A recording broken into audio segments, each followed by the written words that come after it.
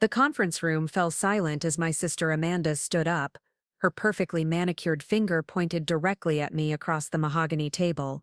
12 department heads, 3 vice presidents, and our CEO all turned to stare as she delivered the words that would change everything between us forever. "I have evidence that Kate has been embezzling funds from Hartwell Industries for the past 2 years," she announced, her voice carrying that particular tone of righteous indignation she'd perfected since childhood. "Someone needs to hold her accountable before she destroys this company's reputation." Before we jump back in, tell us where you're tuning from, and if this story touches you, make sure you're subscribed, because tomorrow I've saved something extra special for you. What Amanda didn't know, what none of them knew, was that the company she was so desperately trying to protect was actually mine. Every paycheck she'd deposited, every promotion she'd celebrated, every executive meeting she'd attended had been funded by the venture capital firm I'd been running in secret for the past 5 years. The irony was so perfect it almost made me smile. My name is Kate Patterson, and this story begins in the industrial heart of Pittsburgh, Pennsylvania, where steel once ruled and now technology companies fight for every inch of the economic landscape that remains. Growing up in the Lawrenceville neighborhood, I learned early that success wasn't something handed down through family connections or trust funds. My parents, Dennis and Carol Patterson, owned a small auto repair shop that barely kept us afloat during the good months and required food bank visits during the bad ones. Dennis Patterson was the kind of man who could diagnose engine problems by sound alone, his hands permanently stained with motor oil despite countless washings with industrial soap. He'd immigrated from Ireland in his 20s, with nothing but mechanical skills and an unshakable belief that hard work would eventually pay off. Carol had grown up 3 blocks away, the daughter of a laid-off steelworker who'd never found stable employment after the mills closed. Together, they'd built Patterson's Auto Repair from a rented garage bay into a modest shop that served the working-class families of our neighborhood. The shop occupied the ground floor of a narrow building on Butler Street,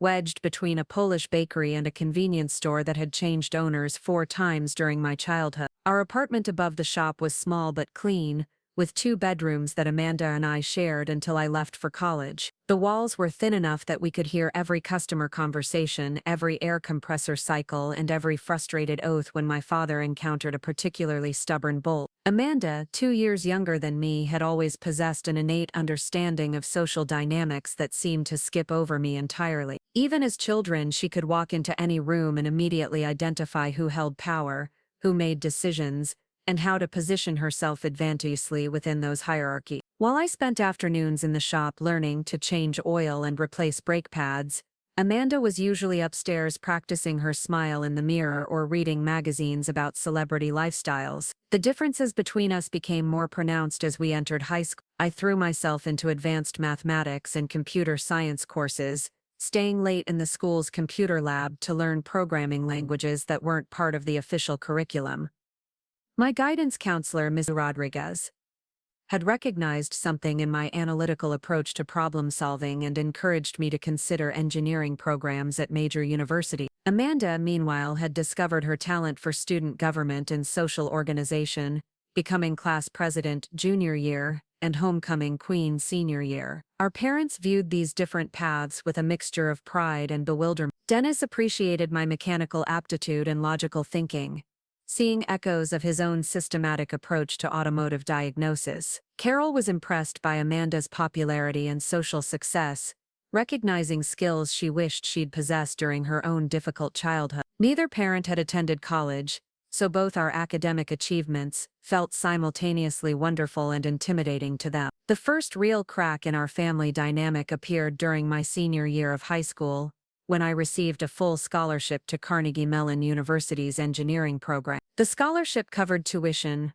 room, and board, but it also meant I'd be living in Oakland while Amanda finished her final 2 years at our neighborhood high school. For the first time in our lives, we'd be operating in completely separate worlds with different expectations and opportunity. Carnegie Mellon's campus felt like stepping into a different universe where intellectual achievement was currency and innovation was rewarded rather than viewed with suspicion. My dorm mates came from families where both parents held advanced degrees, where summer vacations involved international travel, and where college was assumed rather than hoped for. I quickly learned to navigate conversations about prep schools and family businesses, while carefully avoiding details about growing up above an auto repair shop. The computer science program was demanding in ways that stretched far beyond technical knowledge. Projects required not just programming skills, but also strategic thinking about market applications and user experience design. I discovered that my childhood experience of watching my father diagnose complex mechanical problems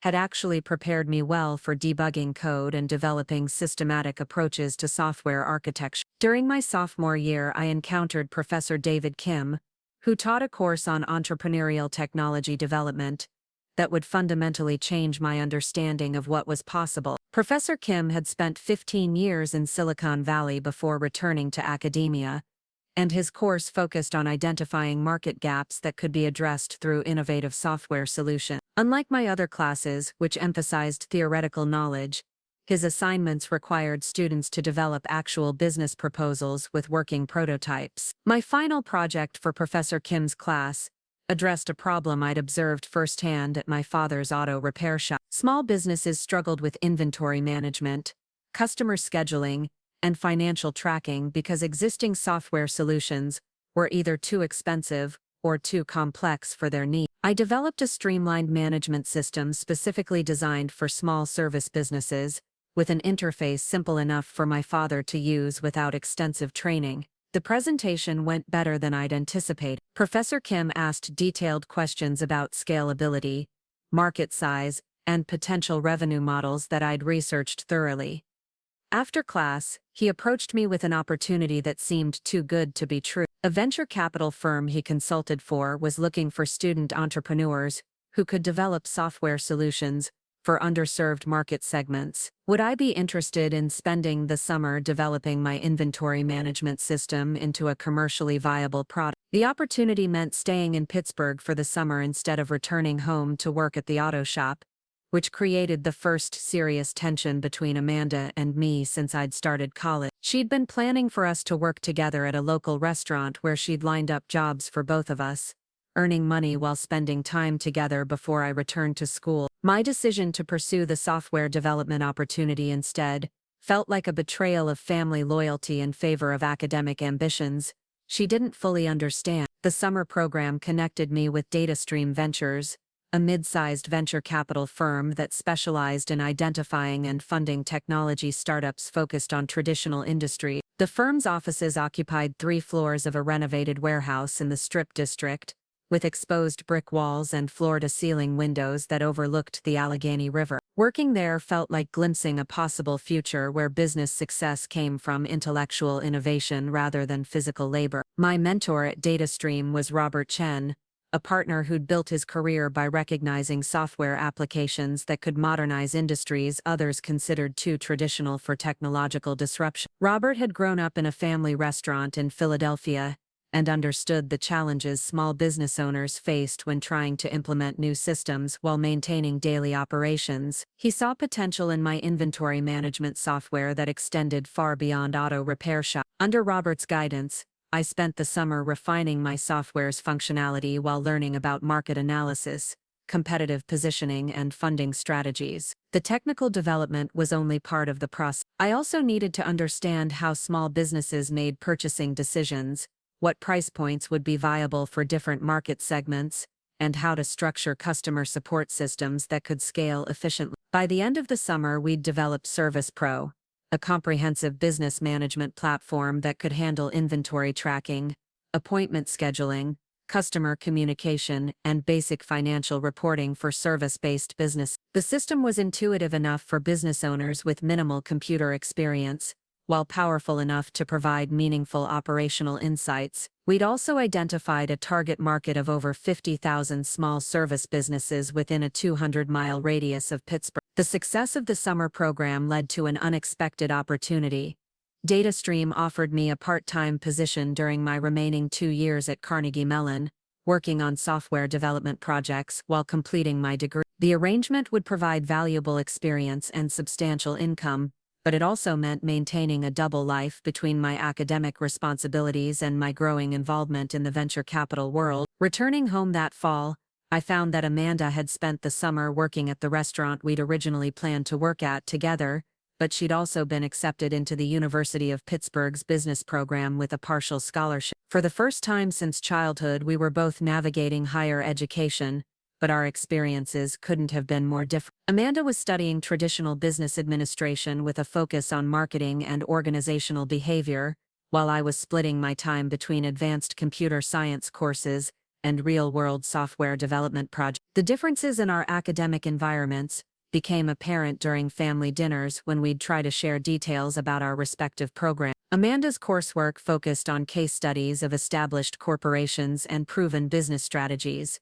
while my projects involved developing solutions for problems that didn't yet have established approaches. She was learning to optimize existing systems, while I was learning to create entirely new ones. My work with DataStream expanded throughout my junior year as Service Pro began attracting attention from small business owners throughout Western Pennsylvania. The software's success created opportunities to develop additional products, targeting other underserved market segments, and Robert began discussing the possibility of launching an independent software company after my graduation. The conversations were preliminary, but they involved the kind of financial projections and equity arrangements that could transform my family's economic situation entirely. Amanda, meanwhile, had discovered her talent for corporate networking during her sophomore year. She'd joined the business school's marketing club and had impressed several guest speakers with her presentation skills and strategic thinking. One of those speakers, Margaret Hartwell, was the CEO of Hartwell Industries, a growing technology consulting firm that had been expanding rapidly throughout the Mid-Atlantic region. Hartwell Industries specialized in helping traditional manufacturers implement modern information systems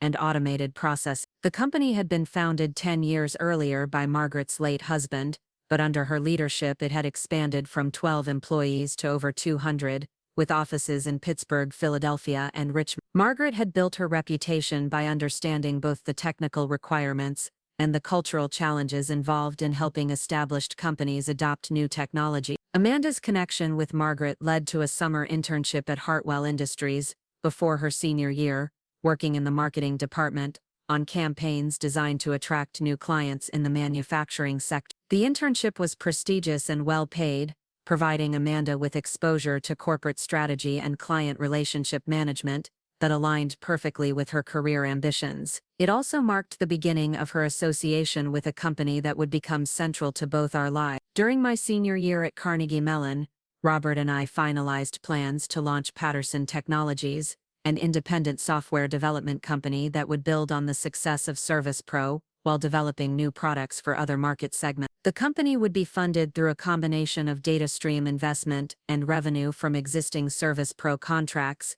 giving us the financial stability to pursue larger development projects. The decision to name the company Patterson Technologies was partly sentimental and partly strategic. Using my family name honored the practical problem-solving approach I'd learned in my father's auto shop, while also establishing clear ownership of the intellectual property we'd be developing. Robert understood that maintaining control over our software platforms would be essential for long-term growth and competitive positioning. Amanda graduated from Pitt with honors and immediately accepted a full-time position in Hartwell Industries' business development department. Her role involved identifying potential clients for the company's consulting services and developing marketing strategies to expand into new geographic markets. She'd impressed Margaret Hartwell during her internship with her ability to understand complex technical concepts and translate them into compelling business arguments for prospective clients. The timing of our career launches created an interesting dynamic between us. Amanda was joining an established company with proven systems and clear advancement opportunities,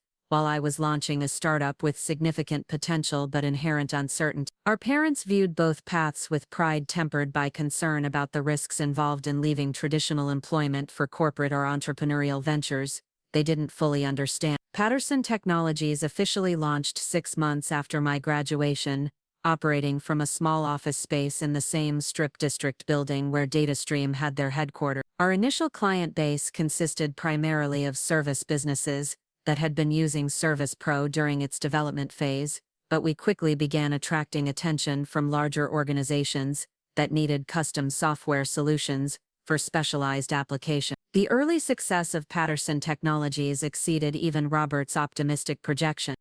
Preparing and narrating this story took us a lot of time, so if you are enjoying it, subscribe to our channel. It means a lot to us. Now back to the story. Within 18 months, we'd expanded from the original Service Pro platform to include inventory management systems for retail businesses, scheduling software for professional services, and financial tracking tools for small manufacturers. Each new product built on lessons learned from previous development projects while addressing market needs we'd identified through direct client feedback. Amanda's career at Hartwell Industries was progressing equally well, though along a completely different trajectory. She'd been promoted twice during her first 2 years with the company, moving from business development associate to regional marketing manager. Her success came from her ability to build relationships with potential clients and her talent for identifying market opportunities that aligned with Hartwell's technical capabilities. The professional distance between our careers meant that Amanda and I rarely discussed work details when we were together for family occasions. She understood that I was running a successful software company, but the specifics of our client relationships and revenue growth weren't topics that came up during casual conversation. Similarly, I knew she was advancing rapidly at Hartwell Industries, but I didn't have detailed knowledge of her specific responsibilities or the company's internal dynamics. This professional separation changed dramatically during my 3rd year of running Patterson Technologies, when DataStream presented me with an acquisition opportunity that would reshape our entire business model. Hartwell Industries was experiencing rapid growth, but lacked the internal software development capabilities needed to support their expansion plans. Margaret Hartwell had approached DataStream about potentially acquiring a technology company that could provide both custom software solutions and ongoing technical support for their consulting operations. The financial terms of the potential acquisition were extraordinary. DataStream would facilitate the purchase of Hartwell Industries by Patterson Technologies, creating a combined organization with over 300 employees and annual revenue exceeding $50 million. The deal would make me the CEO of the merged company, while maintaining Margaret Hartwell as president of the consulting division. Most importantly for our family dynamics, Amanda would suddenly find herself working for a company I owned rather than simply being employed by an independent organization. Robert and I spent weeks analyzing the financial projections and strategic implications of the acquisition. Hartwell Industries' client relationships would provide Patterson Technologies with immediate access to larger projects and more diverse revenue streams, while our software development capabilities would allow Hartwell to offer comprehensive solutions rather than just consulting service. The combination could position us as a major player in the technology consulting industry throughout the Mid-Atlantic region. The complexity of the acquisition meant that it had to be structured carefully to minimize tax implications and maintain operational continuity for both companies. DataStream's lawyers recommended maintaining separate corporate identities initially, with Patterson Technologies serving as the parent company, while Hartwell Industries continued operating under its established brand. This structure would allow us to integrate operations gradually while preserving client relationships and employee contracts. Margaret Hartwell's decision to accept the acquisition offer was influenced by several factors beyond the financial terms. She'd been looking for a succession plan that would ensure the company's continued growth after her eventual retirement, and she was impressed by Patterson Technologies' track record of successful software development. The combination would also provide her consulting team with technical capabilities they'd been outsourcing to various vendors at considerable expense. The acquisition closed during the spring of my 4th year running Patterson Technologies, creating a merged organization with headquarters in the Strip District and satellite offices in 3 cities. The integration process was complex but successful, largely because both companies had strong operational systems and compatible corporate culture. Within 6 months, we'd begun offering combined consulting and software development services that attracted clients neither company could have served independently. Amanda's reaction to learning that her company had been acquired by her sister's technology firm was a mixture of surprise, pride, and concern about how the family relationship might affect her professional advancement. She'd been unaware that Patterson Technologies had grown large enough to acquire established companies, and she was impressed by the strategic vision behind the merger. At the same time, she worried that other employees might assume her promotions were based on family connections rather than professional merit. The corporate structure we'd established addressed these concerns by maintaining clear reporting relationships and objective performance evaluation system. Amanda continued reporting to Margaret Hartwell and the consulting division management team, with no direct interaction with my executive responsibility. Her career advancement would be based on the same criteria applied to all Hartwell employees, with performance reviews conducted by supervisors who understood her contributions independently of our family relationship. The success of the merged company exceeded our most optimistic projections during the first year of combined operation. Our ability to offer both strategic consulting and custom software development attracted clients who needed comprehensive technology solutions rather than piecemeal services from multiple vendors. Revenue grew by 40% during our first year of integration,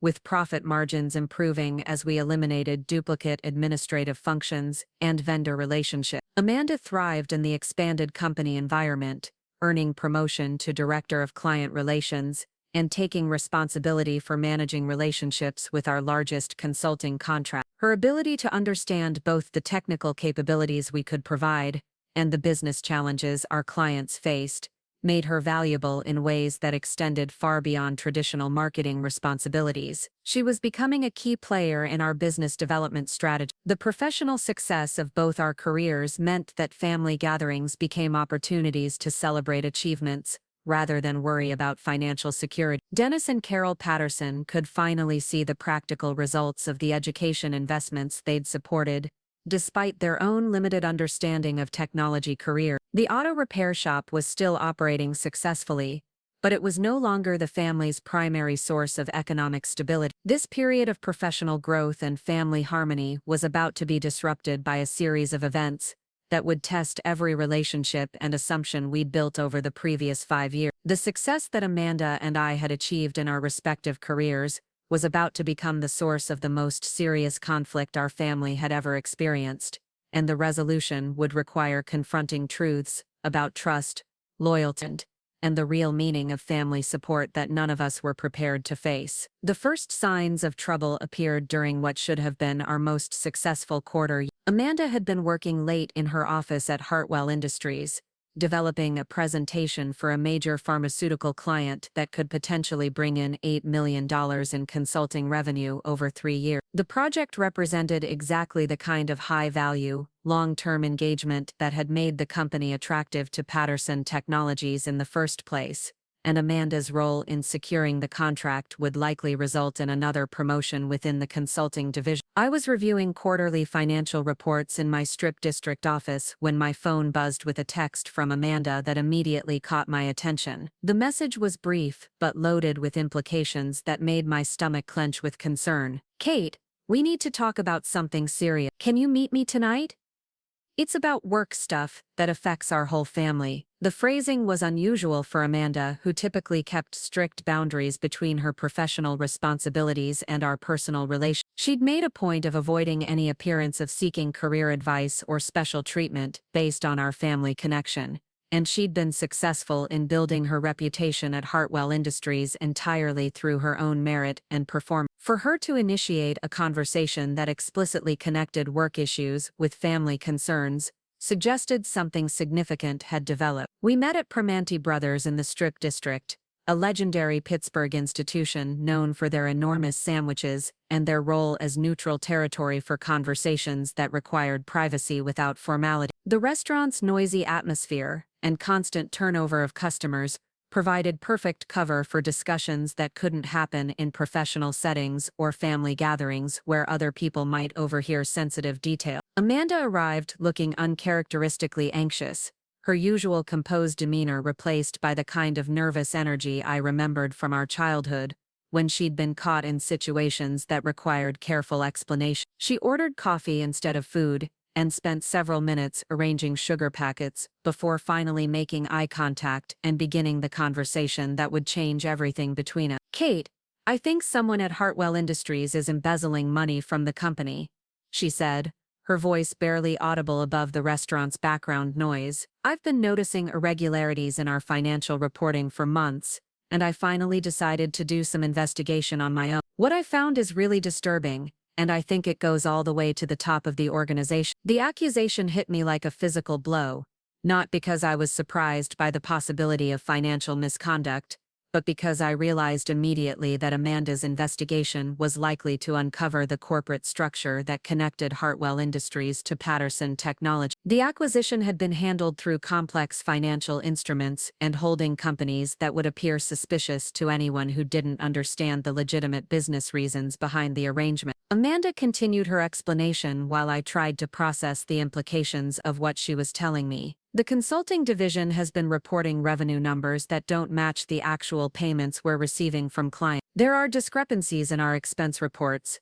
and there are transfers to outside accounts that don't have clear documentation. Someone is systematically moving money out of the company in ways that are designed to avoid detection. What Amanda was describing sounded like embezzlement, but I knew it was actually the normal flow of funds between Hartwell Industries and its parent company, Patterson Technology. The transfers she'd identified were legitimate distributions of profits to the holding company that owned both organizations, and the expense discrepancies were the result of shared services and consolidated accounting practices that had been implemented after the acquisition. The challenge was explaining these financial arrangements to Amanda without revealing the full extent of my ownership in the company where she worked. The acquisition structure had been designed to maintain operational independence for both organizations while providing strategic coordination and financial efficiency. Most Hartwell Industries employees, including Amanda, were unaware that their company was now a subsidiary of a larger technology conglomerate. Amanda, what you're describing could be legitimate business transactions that appear suspicious because you don't have access to all the relevant financial information, I said carefully, trying to provide reassurance without revealing proprietary details about corporate structures she wasn't authorized to know. Consulting companies often have complex arrangements with parent companies and investment partners that involve regular transfers and shared expenses. My explanation seemed to increase rather than reduce her concern.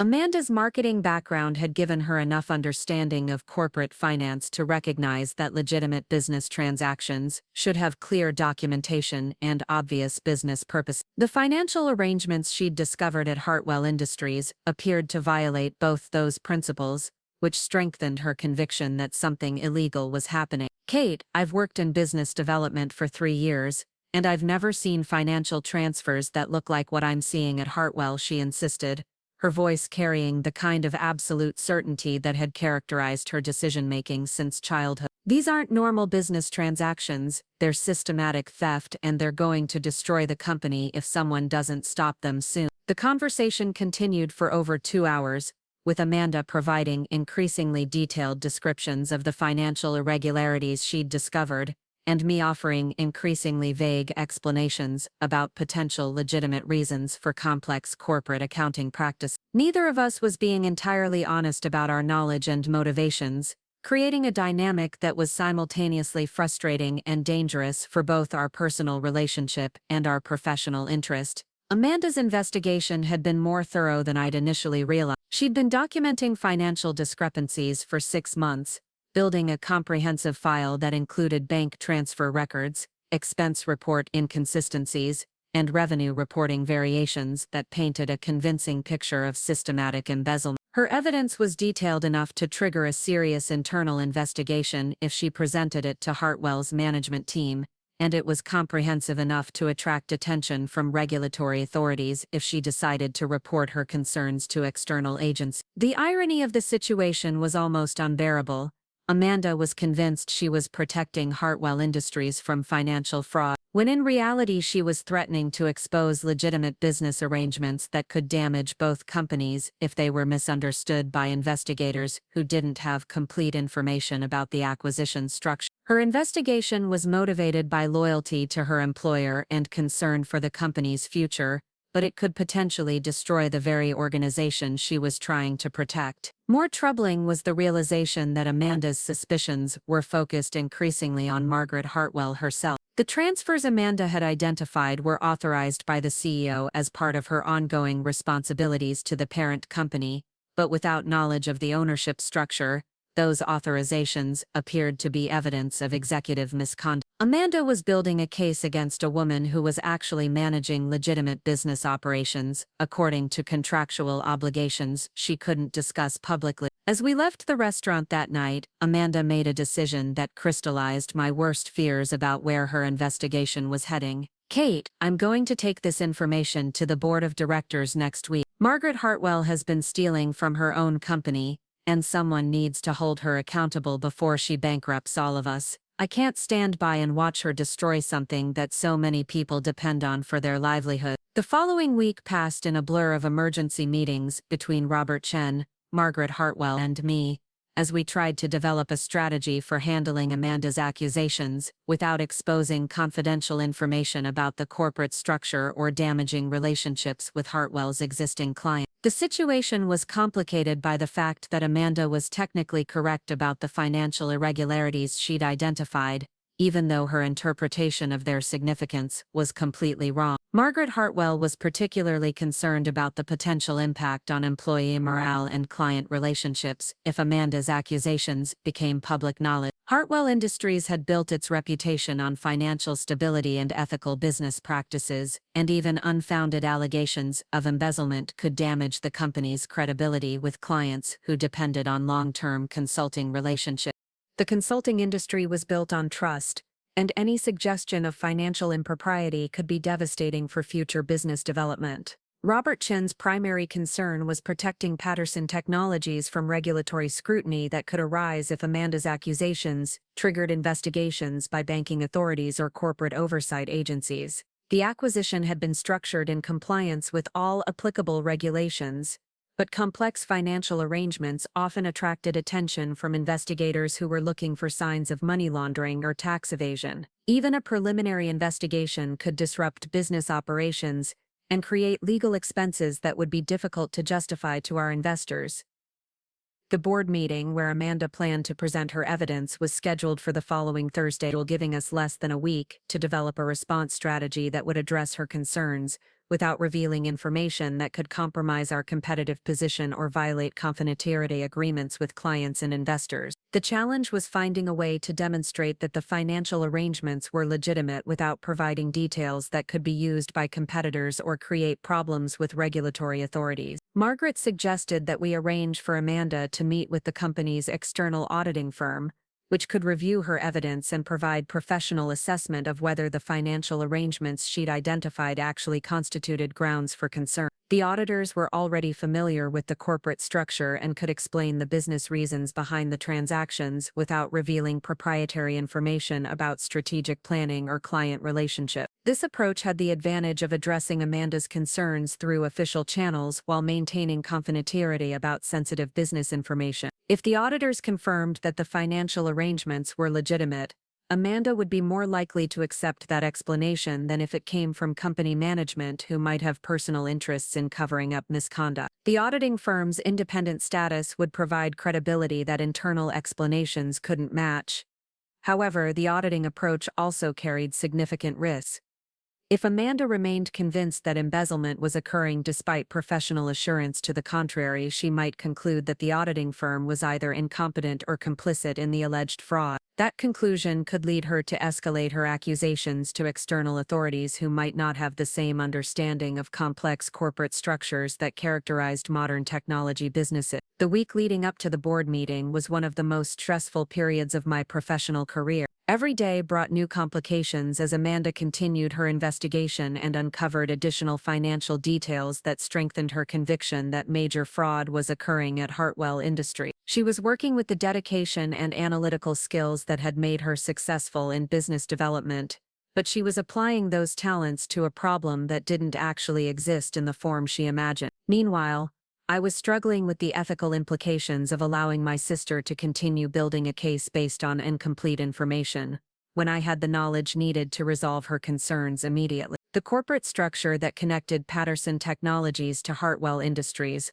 wasn't secret because it was illegal or improper, because it involved strategic information that could be valuable to competitors and sensitive details about client relationships that were protected by confidentiality agreement. The situation was further complicated by my realization that Amanda's investigation had made her a valuable asset to any competitor who wanted to understand Hartwell Industries' financial operations and client relationships. Her detailed knowledge of the company's revenue streams and expense structures could be extremely valuable to firms that were competing for the same consulting contract. And her conviction that embezzlement was occurring made her vulnerable to manipulation by anyone who offered to help her expose the alleged fraud. On Wednesday evening, the night before the scheduled board meeting, Amanda called me with news that transformed the entire situation from an internal corporate matter into a potential public relations disaster. She'd been contacted by a reporter from the Pittsburgh Business Times who had heard rumors about financial irregularities at Hartwell Industries, and wanted to discuss her concerns about possible embezzlement within the company. "Kate, I think someone leaked information about my investigation to the media," Amanda said, her voice carrying a mixture of excitement and apprehension that reflected her complex feelings about the attention her allegations were receiving. "This reporter wants to meet with me tomorrow to discuss what I've found. If Hartwell's management won't take this seriously, maybe public pressure will force them to address the problem." The prospect of media coverage added urgency to our need for a resolution that would satisfy Amanda's concerns while protecting both companies from negative publicity that could damage their reputations with clients and investors. Once financial allegations appeared in business publications, they took on a life of their own regardless of whether they were ultimately proven true or false. The consulting industry was competitive enough that even unfounded accusations could provide advantages to rival firms that were competing for the same project. Robert Chen and I spent Wednesday night developing a presentation that would provide Amanda with enough information about the corporate structure to understand why the financial arrangements she'd identified were legitimate business practices, rather than evidence of embezzlement. The challenge was revealing that information in a way that wouldn't compromise confidential details about client relationships or strategic planning that could be valuable to competitors. The presentation would explain that Hartwell Industries had been acquired by Patterson Technologies as part of a strategic expansion into technology consulting, and that the financial transfers Amanda had identified were normal distributions of profits from the subsidiary to the parent company. We would provide documentation showing that all transactions had been reviewed and approved by external auditors and that the accounting practices were consistent with standard procedures for companies with complex corporate structure. More importantly, we would reveal that I was the CEO of Patterson Technologies and therefore ultimately responsible for the financial oversight of both companies. This revelation would demonstrate that the alleged embezzlement was actually strategic financial management designed to optimize the combined organization's performance while maintaining operational independence for each division. The Thursday morning board meeting was held in Hartwell Industries' main conference room, with all 7 board members present along with Margaret Hartwell and Amanda. I arrived as a guest of the board, invited to provide perspective on financial management practices for technology companies that were experiencing rapid growth. Amanda didn't know I would be attending, and she seemed surprised but pleased to see family support for her presentation. Amanda's presentation was masterful in its thoroughness and compelling in its logic. She had prepared detailed charts showing revenue discrepancies, expense irregularities, and transfer patterns that painted a convincing picture of systematic financial manipulation. Her analysis was professional and objective, focusing on documentary evidence rather than speculation about motives or individuals. If I hadn't known the actual explanation for the financial arrangements, I would have been convinced by her argument that serious misconduct was occurring. The board members listened attentively to Amanda's presentation, asking detailed questions about her methodology and the sources of her information. Several members complimented her investigative work and thanked her for bringing potential problems to their attention. The atmosphere in the room was serious but supportive, with everyone apparently sharing Amanda's concern about protecting the company from financial fraud. When Amanda finished her presentation, Margaret Hartwell thanked her for her diligence and announced that the board had invited a special guest to provide additional context about the financial arrangements that had been identified. She introduced me as the CEO of Patterson Technologies and explained that our company had recently entered into a strategic partnership with Hartwell Industries that involved complex financial structures designed to optimize performance for both organizations. The expression on Amanda's face as she processed this introduction was unforgettable. I could see her mind working through the implications of my presence at a Hartwell Industries board meeting, trying to understand how my technology company could be connected to the consulting firm where she worked. The confusion was followed quickly by a dawning realization that the financial arrangements she'd been investigating might be more complicated than she'd understood.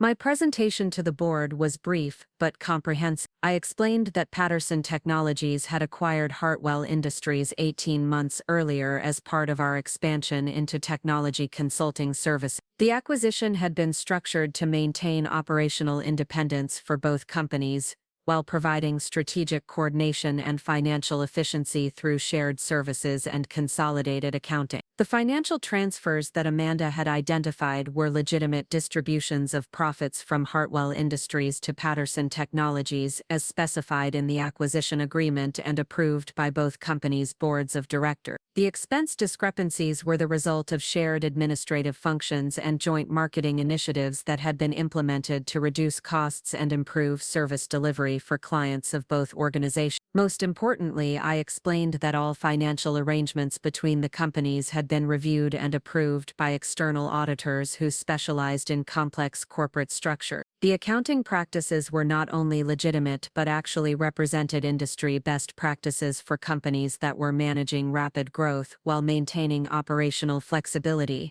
Amanda sat in stunned silence as I provided documentation supporting each point in my presentation. The bank transfer records she'd interpreted as evidence of embezzlement were actually routine profit distributions. The expense irregularities she'd identified were shared costs for services that benefited both companies. The revenue discrepancies were the result of consolidation accounting that eliminated duplicate reporting of transactions between related entities. When I finished my presentation, the room was quiet except for the sound of papers rustling as board members reviewed the documentation I'd provided. Amanda was staring at the conference table, apparently trying to process the revelation that her months of investigation had been based on a fundamental misunderstanding of the corporate relationship between her employer and her sister's company. Margaret Hartwell broke the silence by thanking both Amanda and me for our presentations and explaining to the board that the situation demonstrated the importance of clear communication about corporate structures and financial relationships. She suggested that the company implement regular briefings for senior staff about strategic partnerships and acquisition structures to prevent similar confusion in the future. One of the board members asked Amanda if she had any questions about the information that had been presented or if she needed additional clarification about any aspect of the corporate relationship between the company. Amanda looked up from the table for the first time since my presentation began and asked the question that cut to the heart of everything that had happened. "Kate, how long have you owned the company where I work?" The question was simple, but it carried implications that extended far beyond corporate structures and financial arrangement. Amanda was asking about trust, honesty, and the fundamental nature of our relationship as sisters who had built their careers in related but apparently separate professional worlds. Her tone suggested that she felt betrayed, not by the existence of the corporate relationship, but by my failure to inform her that such a relationship existed. Patterson Technologies acquired Hartwell Industries 18 months ago. I replied, trying to keep my voice neutral and professional despite the personal nature of the question. The acquisition was structured to maintain operational independence for both companies, and most Hartwell employees weren't informed about the ownership change because it didn't affect their day-to-day responsibilities or reporting relationships. Amanda's response was immediate and sharp. "Most employees weren't informed, or your sister wasn't informed, because there's a difference between standard corporate communication and keeping family members in the dark about business relationships that affect their career." The accusation was fair, and I didn't have a satisfactory answer that would address both the business reasons for confidentiality and the personal implications of withholding information from someone whose career could be affected by corporate decisions she didn't know were being made. The acquisition had been handled according to standard practices for maintaining competitive advantages and protecting sensitive information,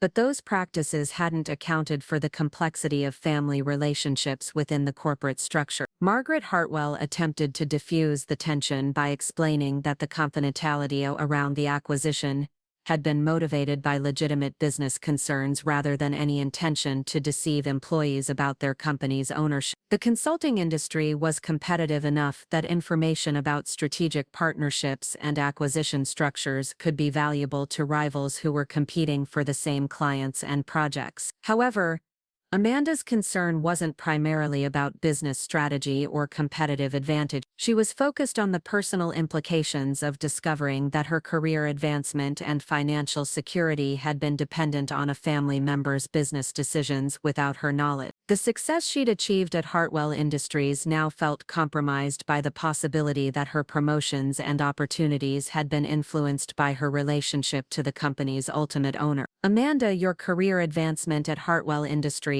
has been based entirely on your performance and the value you've provided to clients, I said, trying to address her concerns about the legitimacy of her professional achievement. The reporting structure was designed specifically to ensure that family relationships wouldn't influence personnel decisions or create conflicts of interest. The explanation was accurate but apparently insufficient to address Amanda's feelings about the situation. She gathered her presentation materials and stood up from the conference table with the kind of controlled anger that indicated serious damage to our personal relationship regardless of how the business issues were resolved. I need some time to think about all of this, Amanda said, addressing her comments to Margaret Hartwell rather than to me. I appreciate the clarification about the corporate structure, and I apologize for any disruption my investigation may have caused. I'll let you know by Monday whether I think I can continue working effectively in this environment. Amanda left the conference room without making eye contact with me, and I could hear her heels clicking rapidly down the hallway as she headed toward the elevator. The board members exchanged uncomfortable glances, apparently uncertain about whether they'd just witnessed the resolution of a financial investigation or the beginning of a more serious personnel problem that could affect the company's stability. Margaret Hartwell concluded the meeting by thanking everyone for their attention to the financial concerns and announcing that she would schedule individual meetings with board members who wanted additional information about the corporate structure or the strategic reasoning behind the acquisition. She also mentioned that she would be reviewing communication policies to determine whether changes were needed to prevent similar misunderstandings in the future. As the board members filed out of the conference room, Robert Chen approached me with the kind of concerned expression that suggested the morning's revelations had created new problems even as they resolved the original financial questions. Kate, this isn't over. Amanda may understand the business reasons for the corporate structure, but she's going to need time to process the personal implications of what she learned today. The following weekend was one of the most difficult periods our family had experienced since Amanda and I were children. She didn't return my phone calls or respond to text messages, and she didn't attend our parents' Sunday dinner for the first time in years. Dennis and Carol Patterson were confused and concerned about the sudden tension between their daughters, but neither Amanda nor I was prepared to explain the professional complications that had disrupted our personal relation. On Monday morning, Amanda submitted her resignation from Hartwell Industries, effective in 2 weeks.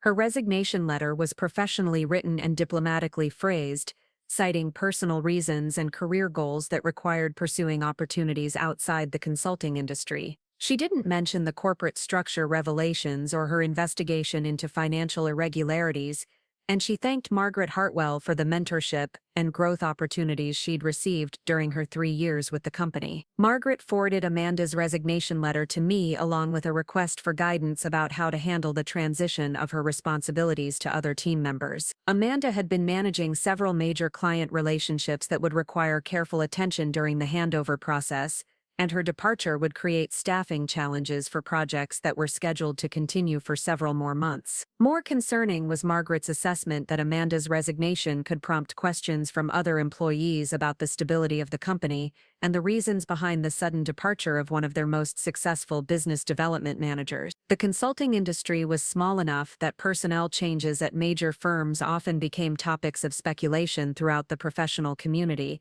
and competitors might attempt to recruit departing employees who had knowledge of client relationships and strategic planning. I requested a meeting with Amanda to discuss the transition of her responsibilities and to address any concerns she might have about confidentiality agreements or non-compete clauses that could affect her future career options. The meeting was scheduled for Thursday afternoon in a neutral location away from both companies' offices, recognizing that the conversation would involve both professional and personal issues that couldn't be adequately addressed in a corporate environment. The meeting took place at a coffee shop in Shadyside, a neighborhood that was convenient for both of us but didn't have associations with either company or our family history. Amanda arrived precisely on time, dressed in professional attire and carrying a briefcase that suggested she was treating the conversation as a business meeting rather than a personal discussion between sisters. "Amanda, I want you to know that I understand your concerns about the corporate structure and the way information was communicated," I began, trying to establish a tone that acknowledged the legitimacy of her feelings while addressing the practical issues that needed to be resolved. "The confidentiality around the acquisition wasn't intended to deceive you personally, but I recognized that the impact was the same regardless of the intention." Amanda's response was measured and controlled, reflecting the professional communication skills that had made her successful in business development, but creating emotional distance that was painful in the context of our family relationship. "Kate, I appreciate that you're trying to explain the business reasons for keeping the corporate structure confidential, but what I'm struggling with is the personal dimension of finding out that my career has been dependent on my sister's business decisions without my knowledge." The conversation continued for over an hour, covering topics that ranged from corporate governance and conflict of interest policies to family loyalty and professional integrity. Amanda was particularly concerned about how her achievements at Hartwell Industries would be perceived by future employers who might assume that her success had been due to family connections rather than individual merit. "Every promotion I received, every client relationship I built, every project I completed successfully is now going to be viewed through the lens of family ownership," Amanda explained, her voice carrying a mixture of frustration and sadness that reflected the complexity of her situation. "I can't continue working for a company where my professional credibility is compromised by relationships I didn't choose and couldn't control." The resignation meeting concluded with agreements about transition responsibilities and confidentiality obligations, but it didn't resolve the personal issues that had been created by the revelation of the corporate structure. Amanda was committed to completing her current projects and training her replacement, but she was equally committed to leaving Hartwell Industries as soon as professionally appropriate. The 2 weeks following Amanda's resignation were marked by a series of developments that transformed what had begun as a family disagreement into a much more serious business crisis that threatened both companies' reputations and financial stability. Amanda's departure had attracted attention from competitors who were interested in recruiting an experienced business development manager with detailed knowledge of Hartwell Industries' client relationships and strategic planning. The phone call that changed everything came on a Tuesday morning in October, exactly 3 weeks after Amanda had submitted her resignation letter. I was reviewing quarterly projections with Robert Chen when my assistant knocked on the office door with an expression that immediately indicated serious problems requiring immediate attention. Margaret Hartwell was on the line with urgent news about developments that could affect both companies' operations and reputations in ways we hadn't anticipated. "Kate, we have a situation that requires immediate attention." Margaret's voice carried the kind of controlled tension that indicated she was managing multiple crises simultaneously. "Amanda has accepted a position with Sterling Consulting Group, and she's apparently shared detailed information about our client relationships and strategic planning with her new employer. We're facing the possibility of losing several major contracts, and there may be legal implications regarding confidentiality agreements and non-compete clauses." Aggressive firm that had been expanding rapidly by recruiting experienced consultants from established companies and leveraging their client relationships to secure contracts that might otherwise go to their former employer. The company's business model depended heavily on insider knowledge about competitor operations and strategic vulnerabilities that could be exploited through targeted marketing and competitive bidding strategy. Amanda's decision to join Sterling represented more than just a career move to a competing firm. Her detailed knowledge of Hartwell Industries' client relationships, pricing strategies, and operational procedures made her an extremely valuable asset to any competitor seeking advantages in contract negotiations and business development initiatives. More troubling was the possibility that her resentment about the corporate structure revelations might motivate her to share information that could be damaging beyond normal competitive consideration. Margaret continued her explanation while I tried to process the implications of Amanda's career decision for both companies and our family relationship. Sterling has already contacted 3 of our largest clients with proposals that include specific details about our service delivery methods and cost structures that Amanda would have had access to during her time here. They're essentially using her inside knowledge to undercut our pricing and highlight perceived weaknesses in our project management approaches. The competitive intelligence that Amanda possessed included information about profit margins, vendor relationships, and client satisfaction issues that could be devastating if used strategically by a rival firm. Sterling Consulting Group was known for aggressive business practices that sometimes approached the boundaries of ethical competitive behavior, and they would likely exploit any advantage that Amanda's knowledge could provide without regard for the personal relationships or professional loyalties involved. Robert Chen joined the conference call as Margaret described the specific client relationships that were now at risk due to Amanda's defection to Sterling. The pharmaceutical contract that Amanda had been developing before her resignation was particularly vulnerable because she had detailed knowledge of our cost projections and service delivery timelines that Sterling could use to submit more competitive proposals. Similarly, several long-term consulting agreements were approaching renewal dates, creating opportunities for Sterling to leverage Amanda's insights about client priorities and budget constraints. What are our legal options for protecting confidential information and preventing further damage to client relationships? I asked, recognizing that the situation had moved beyond personal family conflicts into territory that required professional legal intervention. Amanda signed confidentiality agreements and non-compete clauses that should limit her ability to share proprietary information or directly compete for our client. Margaret's response indicated that the legal protections we'd relied on might be less effective than anticipated,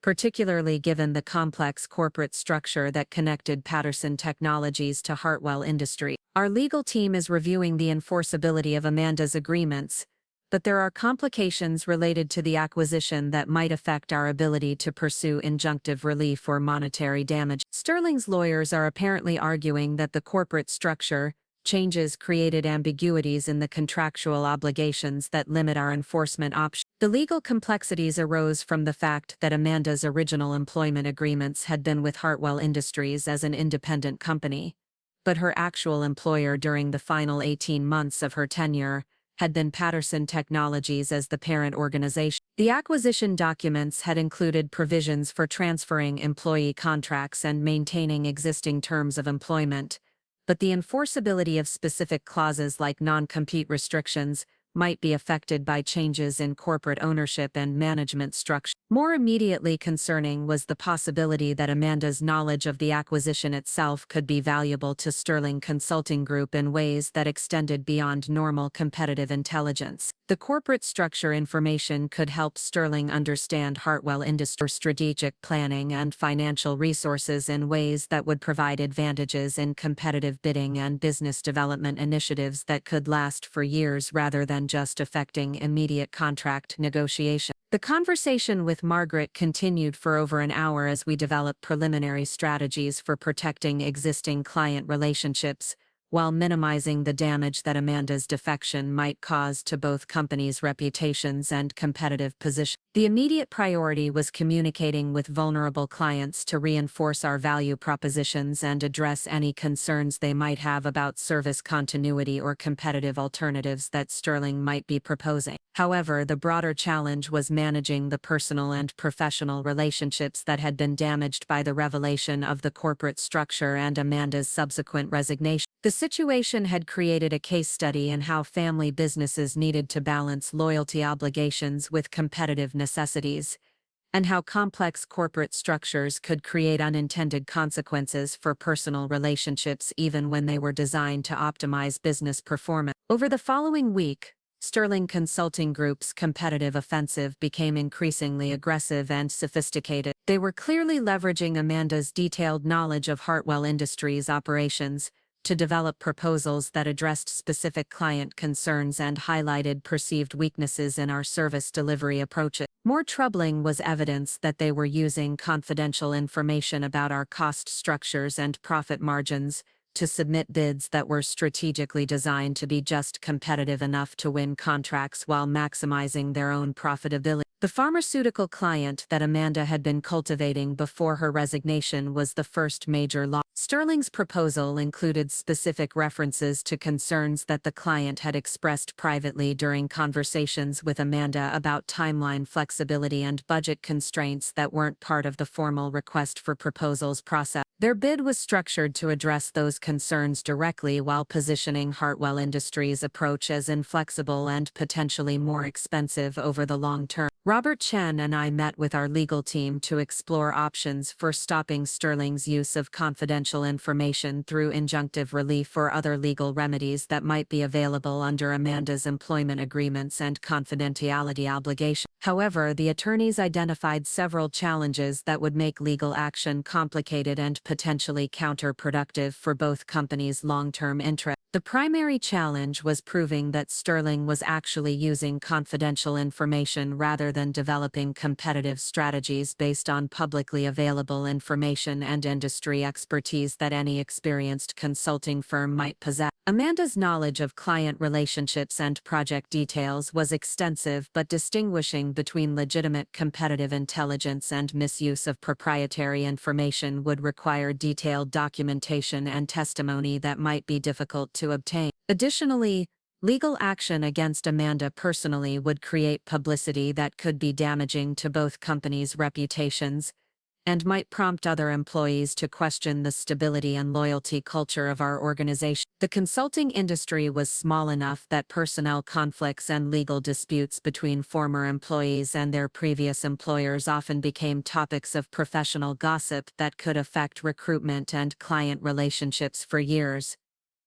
Margaret Hartwell recommended focusing defensive strategies that would protect existing client relationships while minimizing the competitive advantages that Sterling could derive from Amanda's knowledge rather than pursuing aggressive legal remedies that might create additional problems without providing effective relief. This approach would require intensive communication with vulnerable clients and potentially restructuring some service delivery approaches to reduce the value of insider information that Sterling might possess. The defensive strategy included accelerating contract renewal negotiations with clients whose agreements were approaching expiration dates, offering enhanced service packages that would be difficult for Sterling to match, and implementing new client communication protocols that would provide more frequent updates about project progress and strategic planning development. These initiatives would require significant investment of time and resources, but they offered better prospects for protecting long-term client relationships than legal remedies that might not be effective. More importantly,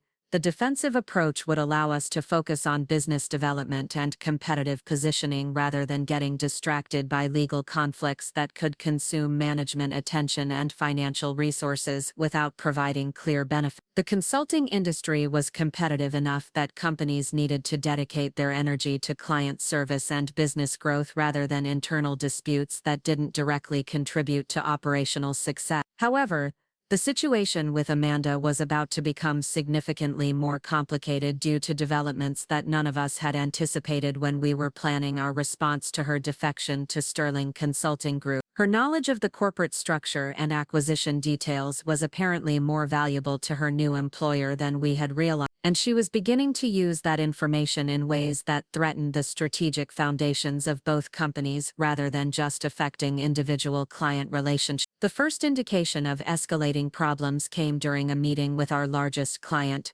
a multinational manufacturing company that accounted for nearly 20% of Hartwell Industries' annual revenue. The client's chief technology officer requested an emergency meeting to discuss concerns about the stability and ownership structure of our organization that had been raised by competing consulting firms during recent presentations about alternative service providers. We've been hearing some disturbing information about changes in your company's ownership and management structure that weren't disclosed when we signed our current service agreement, the CTO explained during what was supposed to be a routine quarterly review. Sterling Consulting Group has provided us with detailed information about your parent company relationships and financial arrangements that raises questions about whether you've been fully transparent about your organizational structure and potential conflicts of interest. The client's concerns were based on information that could only have come from someone with detailed knowledge of the Patterson Technologies acquisition and the specific financial arrangements between the parent company and subsidiary organization. Sterling was apparently using Amanda's knowledge of the corporate structure to raise questions about transparency and disclosure obligations that could affect our credibility with clients who valued straightforward business relationships. Margaret Hartwell and I spent the remainder of that meeting providing detailed explanations about the acquisition timeline and the business reasons for maintaining operational independence between the parent company and subsidiary organization. We emphasized that the corporate structure was designed to enhance service delivery capabilities rather than create conflicts of interest,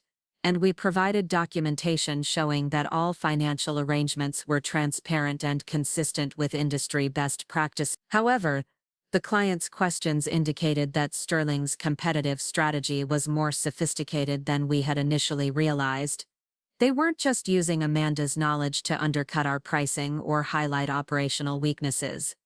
They were questioning the fundamental trustworthiness of our organization by suggesting that we had been deceptive about corporate relationships that could affect our ability to provide independent consulting services. This approach was particularly effective because it played on concerns that many clients had about working with consulting firms that might have conflicting loyalties or financial incentives that weren't immediately apparent. The technology consulting industry had experienced several high-profile scandals involving firms that had recommended solutions that benefited their parent companies or strategic partners rather than providing objective advice that served their clients' best interest. Over the following weeks, Sterling's campaign against our corporate credibility became increasingly aggressive and comprehensive. They were contacting clients, vendors, and industry partners with detailed information about the acquisition structure and raising questions about whether our consulting recommendations might be influenced by Patterson Technologies' strategic interests, rather than purely objective analysis of each client's specific needs and priorities. The campaign was particularly damaging because it contained enough accurate information to be credible while presenting that information in ways that suggested impropriety or deception where none actually existed. Amanda's knowledge of the acquisition timeline and financial arrangements allowed Sterling to construct narratives that appeared to document systematic concealment of material information from clients and business partners who had a right to understand the corporate relationships. Robert Chen and I realized that we needed to develop a more proactive response strategy that would address the credibility questions directly rather than simply defending against specific allegations as they arose. The situation required comprehensive communication with all stakeholders about the corporate structure and the business reasons for maintaining operational independence between Patterson Technologies and its subsidiary organization. The communication strategy included preparing detailed explanations of the acquisition structure for distribution to clients, vendors, and industry partners who might be receiving conflicting information from Sterling or other competitors. These explanations would emphasize the strategic advantages of the combined organization while addressing potential concerns about conflicts of interest or divided loyalties that might affect the quality of consulting services. More importantly, the communication strategy would demonstrate transparency about corporate relationships rather than allowing competitors to characterize normal business arrangements as evidence of deception or impropriety. By providing comprehensive information about the acquisition and its business rationale, we could eliminate the informational advantages that Sterling was exploiting while reinforcing our commitment to honest and straightforward client relationships. However, Implementing this communication strategy would require careful coordination with legal advisors to ensure that disclosure of corporate structure information didn't violate confidentiality agreements with investors or create competitive disadvantages that could affect future business development opportunities. The challenge was providing enough transparency to address credibility concerns without revealing proprietary information that could be valuable to competitors beyond the specific situation involving Amanda and Sterling. The legal review process identified several aspects of the acquisition structure that could be disclosed publicly without compromising competitive advantages or violating confidentiality obligations to investors and business partners. These disclosures would include the basic timeline of the acquisition, the strategic rationale for combining the organizations, and the operational independence policies that were designed to maintain objective consulting relationships with clients. Additionally, the legal team recommended proactive outreach to key clients and industry partners to explain the corporate structure before they were contacted by competitors with potentially misleading information about our organizational relationships. This approach would allow us to control the narrative about the acquisition while demonstrating commitment to transparency and open communication with stakeholders who depended on our consulting services. The proactive communication initiative was launched during the first week of November, with personal meetings scheduled with major clients and comprehensive information packets distributed to vendors and industry partners who might be affected by the corporate structure revelations. The response was generally positive, with most stakeholders expressing appreciation for the transparency while indicating that the organizational changes didn't affect their confidence in our consulting capabilities. However, the communication initiative also revealed the extent to which Sterling's campaign had already affected perceptions of our organization within the industry. Several clients mentioned that they had been contacted by competing firms with questions about our credibility and suggestions that they might want to reconsider their consulting relationships in light of alleged disclosure failures and potential conflicts of interest. More concerning were indications that Sterling was expanding their competitive strategy beyond direct client relationships to include industry associations and professional networks where reputation and credibility were essential for maintaining business development opportunities. Amanda's knowledge of our participation in industry organizations and professional relationships was apparently being used to raise questions about our integrity and trustworthiness within the broader consulting community. The situation reached a crisis point during the annual Mid-Atlantic Technology Consulting Conference, where industry leaders gathered to discuss best practices and emerging trends in technology consulting services. The conference traditionally provided opportunities for networking and business development that were essential for maintaining competitive positioning within the regional consulting market. Margaret Hartwell and I attended the conference expecting to participate in panel discussions about innovative consulting approaches and to meet with potential clients and strategic partners who might be interested in our combined service capability. Instead, we found ourselves responding to questions about corporate disclosure practices and defending our organization's integrity in conversations that should have focused on professional expertise and client service excellence. The most troubling development occurred during a panel discussion about ethical standards in technology consulting, where Amanda appeared as a representative of Sterling Consulting Group and made statements that directly challenged our organization's credibility without mentioning specific names or company. Her presentation focused on the importance of transparency about corporate relationships and potential conflicts of interest that might affect consulting objectivity. Clients have a right to understand the full context of their consulting relationships, including any corporate structures or financial arrangements that might influence the advice they receive. Amanda stated during her portion of the panel presentation, when consulting firms fail to disclose material relationships with parent companies or strategic partners, they're essentially asking clients to make decisions based on incomplete information about potential conflicts of interest. The presentation was professionally delivered and technically accurate, but it was clearly designed to raise questions about our organization's practices without making specific allegations that could be challenged or disputed. Amanda was using her knowledge of the acquisition structure and our client relationships to create doubt about our integrity while maintaining plausible deniability about targeting our organization's specific. The audience response to Amanda's presentation indicated that her message was resonating with industry professionals who were concerned about maintaining ethical standards in an increasingly competitive consulting environment. Several attendees approached Margaret and me after the panel to ask direct questions about our disclosure practices and corporate structure policies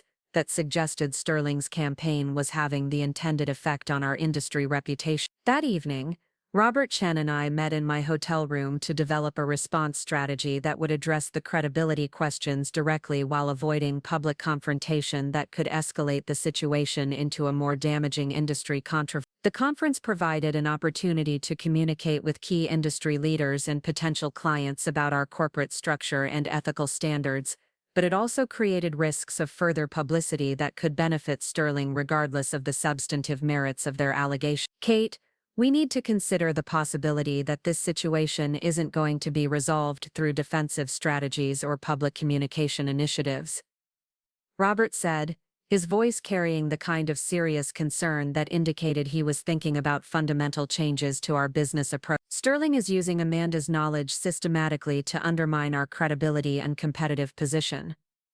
We may need to consider more aggressive options for protecting our business interests. The aggressive options included potential legal action against Sterling for tortious interference with business relationships and systematic misuse of confidential information that extended beyond normal competitive activity. However, pursuing legal remedies would require proving that Sterling's actions were based on improper use of proprietary information rather than legitimate competitive strategies, and it would create publicity that could be damaging regardless of the ultimate legal outcome. More immediate, we needed to address the specific allegations that Amanda had raised during her panel presentation by providing detailed information about our corporate structure and ethical standards to industry leaders and potential clients who might be influenced by Sterling's competitive campaign. This response would require careful coordination with our public relations advisors to ensure that our communication was effective without appearing defensive or reactionary. The conference concluded with informal networking sessions that provided opportunities for one-on-one conversations with industry leaders about our organization's capabilities and integrity. These conversations were generally positive,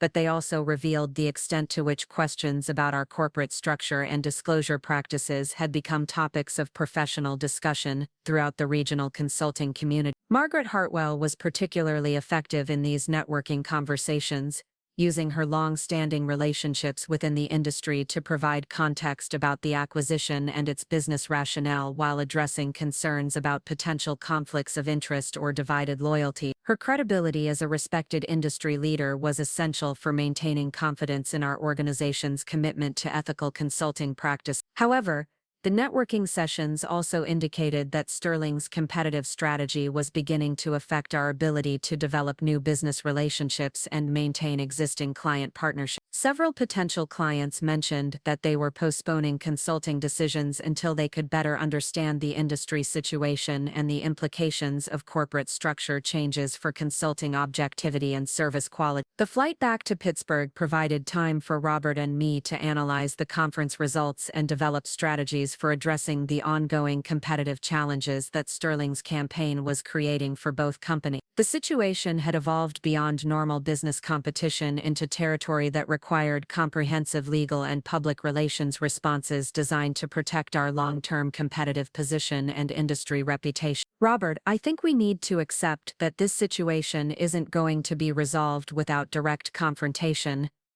I said as we reviewed notes from the conference conversations and industry feedback about our organization's credibility. Sterling is using Amanda's knowledge systematically to damage our reputation and competitive position. We need to stop treating this as a normal business competition and start addressing it as an attack on our fundamental business interests. The direct confrontation would require documenting Sterling's use of confidential information and preparing legal action that would stop their systematic campaign against our organization's credibility while seeking damages for the business losses that their actions had already caused. This approach carried significant risks, including the possibility of protracted legal proceedings and negative publicity that could affect both companies regardless of the ultimate outcome. However, The alternative was allowing Sterling to continue using Amanda's knowledge to undermine our competitive position and industry reputation without consequence. The consulting industry was built on trust and credibility, and systematic attacks on those foundations could cause damage that would be difficult to repair even if the specific allegations were ultimately proven false or misleading. The decision to pursue aggressive legal and competitive responses would mark a fundamental escalation in the conflict that had begun with Amanda's investigation into financial irregularities and had evolved into a comprehensive attack on our organization's integrity and business relations. The personal dimensions of the conflict were about to become secondary to the professional necessity of protecting both companies from further damage. The boardroom ambush came on a cold December morning when I least expected. I had arrived at Hartwell Industries for what I believed was a routine quarterly review meeting with the executive team, carrying financial reports that showed strong performance despite the challenges Sterling Consulting Group had been creating for our client relationship. The conference room was unusually crowded, with faces I didn't immediately recognize sitting alongside the familiar department heads and vice presidents who normally attended these sessions. Margaret Hartwell's expression as I entered the room carried warning signals that something significant was about to happen, but I couldn't have anticipated the calculated precision of what unfolded over the next 30 minutes. Amanda was seated at the far end of the mahogany table, wearing a charcoal business suit and carrying a leather portfolio that suggested she had come prepared for formal presentations rather than casual observation of corporate proceedings. The presence of external attendees became clear as Margaret began the meeting by introducing representatives from the Pennsylvania State Attorney General's office, the Securities and Exchange Commission, and a forensic accounting firm that specialized in investigating corporate financial irregularity. The introductions were delivered with the kind of formal courtesy that indicated serious legal proceedings were either underway or being considered based on allegations that had been brought to their attention. Ladies and gentlemen, we've called this meeting to address allegations of financial misconduct that have been brought to our attention by a former employee who claims to have evidence of systematic embezzlement and fraudulent financial reporting within our organization.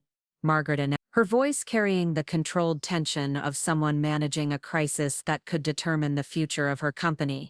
We want to provide full cooperation with the investigating authorities while ensuring that all relevant information is presented accurately and completely. Amanda stood up slowly, her movements deliberate and confident in ways that reminded me of our childhood when she would present evidence of my supposed wrongdoing to our parents with absolute certainty about the righteousness of her position. The portfolio she opened contained documents that I could see were meticulously organized and professionally prepared, suggesting weeks or months of preparation for this moment of public accusation. Based on my 3 years of employment at Hartwell Industries, and my subsequent investigation as a concerned former employee, I have documented evidence that Kate Patterson has been systematically embezzling funds from this company through fraudulent expense reports, unauthorized vendor payment, and manipulation of client billing procedures. Amanda began, her voice carrying the kind of absolute conviction that made her accusation sound credible to anyone who didn't understand the complete context of the corporate relationships involved. The accusations hit me like a series of physical blows, not because I was surprised by Amanda's willingness to attack my professional integrity, but because of the comprehensive nature of the evidence she was presenting, and the sophistication of the legal and regulatory framework she had assembled to support her allegation. This wasn't an emotional outburst driven by family resentment.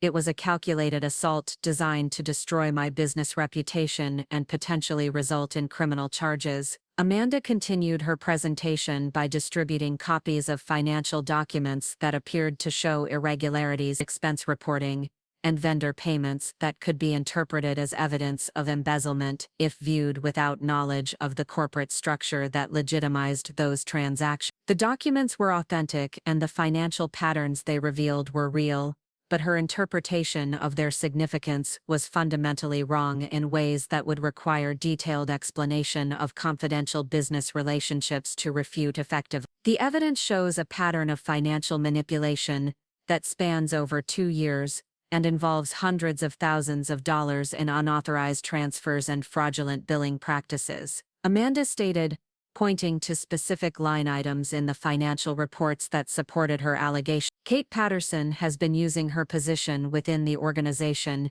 to systematically steal money from Hartwell Industries while maintaining the appearance of legitimate business operation. The representatives from the Attorney General's office and the SEC were taking detailed notes while reviewing the financial documents Amanda had provided, their expressions suggesting that they found her evidence compelling enough to warrant serious investigation. The forensic accounting specialist was asking specific questions about the documentation methodology and the sources of the financial information that indicated professional interest in pursuing a comprehensive audit of the company's financial record. Margaret Hartwell requested permission to respond to the allegations by providing context about the corporate structure and business relationships that would explain the financial arrangements Amanda had identified as evidence of embezzlement. However, the lead investigator from the Attorney General's office indicated that they preferred to hear all allegations before receiving explanatory information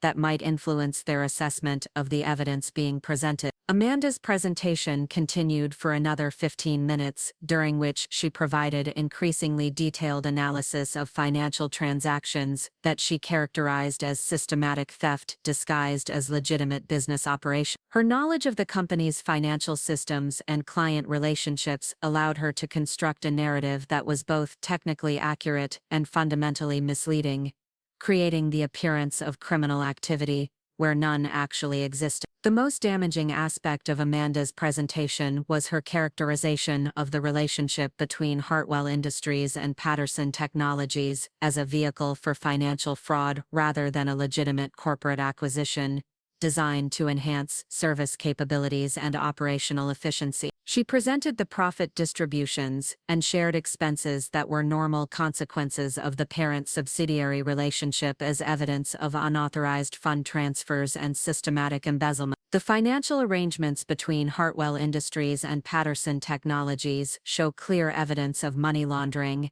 and tax evasion designed to conceal the true source and destination of funds that were being stolen from clients and employees, Amanda stated, her voice carrying the kind of moral indignation that suggested she genuinely believed the accusations she was making. Kate Patterson created this corporate structure specifically to facilitate theft while maintaining plausible deniability about the criminal nature of her activity. The accusations were becoming increasingly serious and potentially criminal in nature, moving beyond civil matters involving breach of fiduciary duty into territory that could result in federal charges related to financial fraud and organized criminal activity. The presence of federal investigators indicated that Amanda had been working with law enforcement agencies for weeks or months to build a comprehensive case against me, based on her interpretation of the corporate financial relationship. Margaret Hartwell attempted to interrupt the presentation to provide clarifying information about the legitimate business purposes of the corporate structure, but the lead investigator requested that she wait until Amanda completed her prepared statement before offering alternative explanations for the financial arrangements that had been identified as potentially criminal. The formal nature of the proceedings suggested that this was more than a corporate board meeting.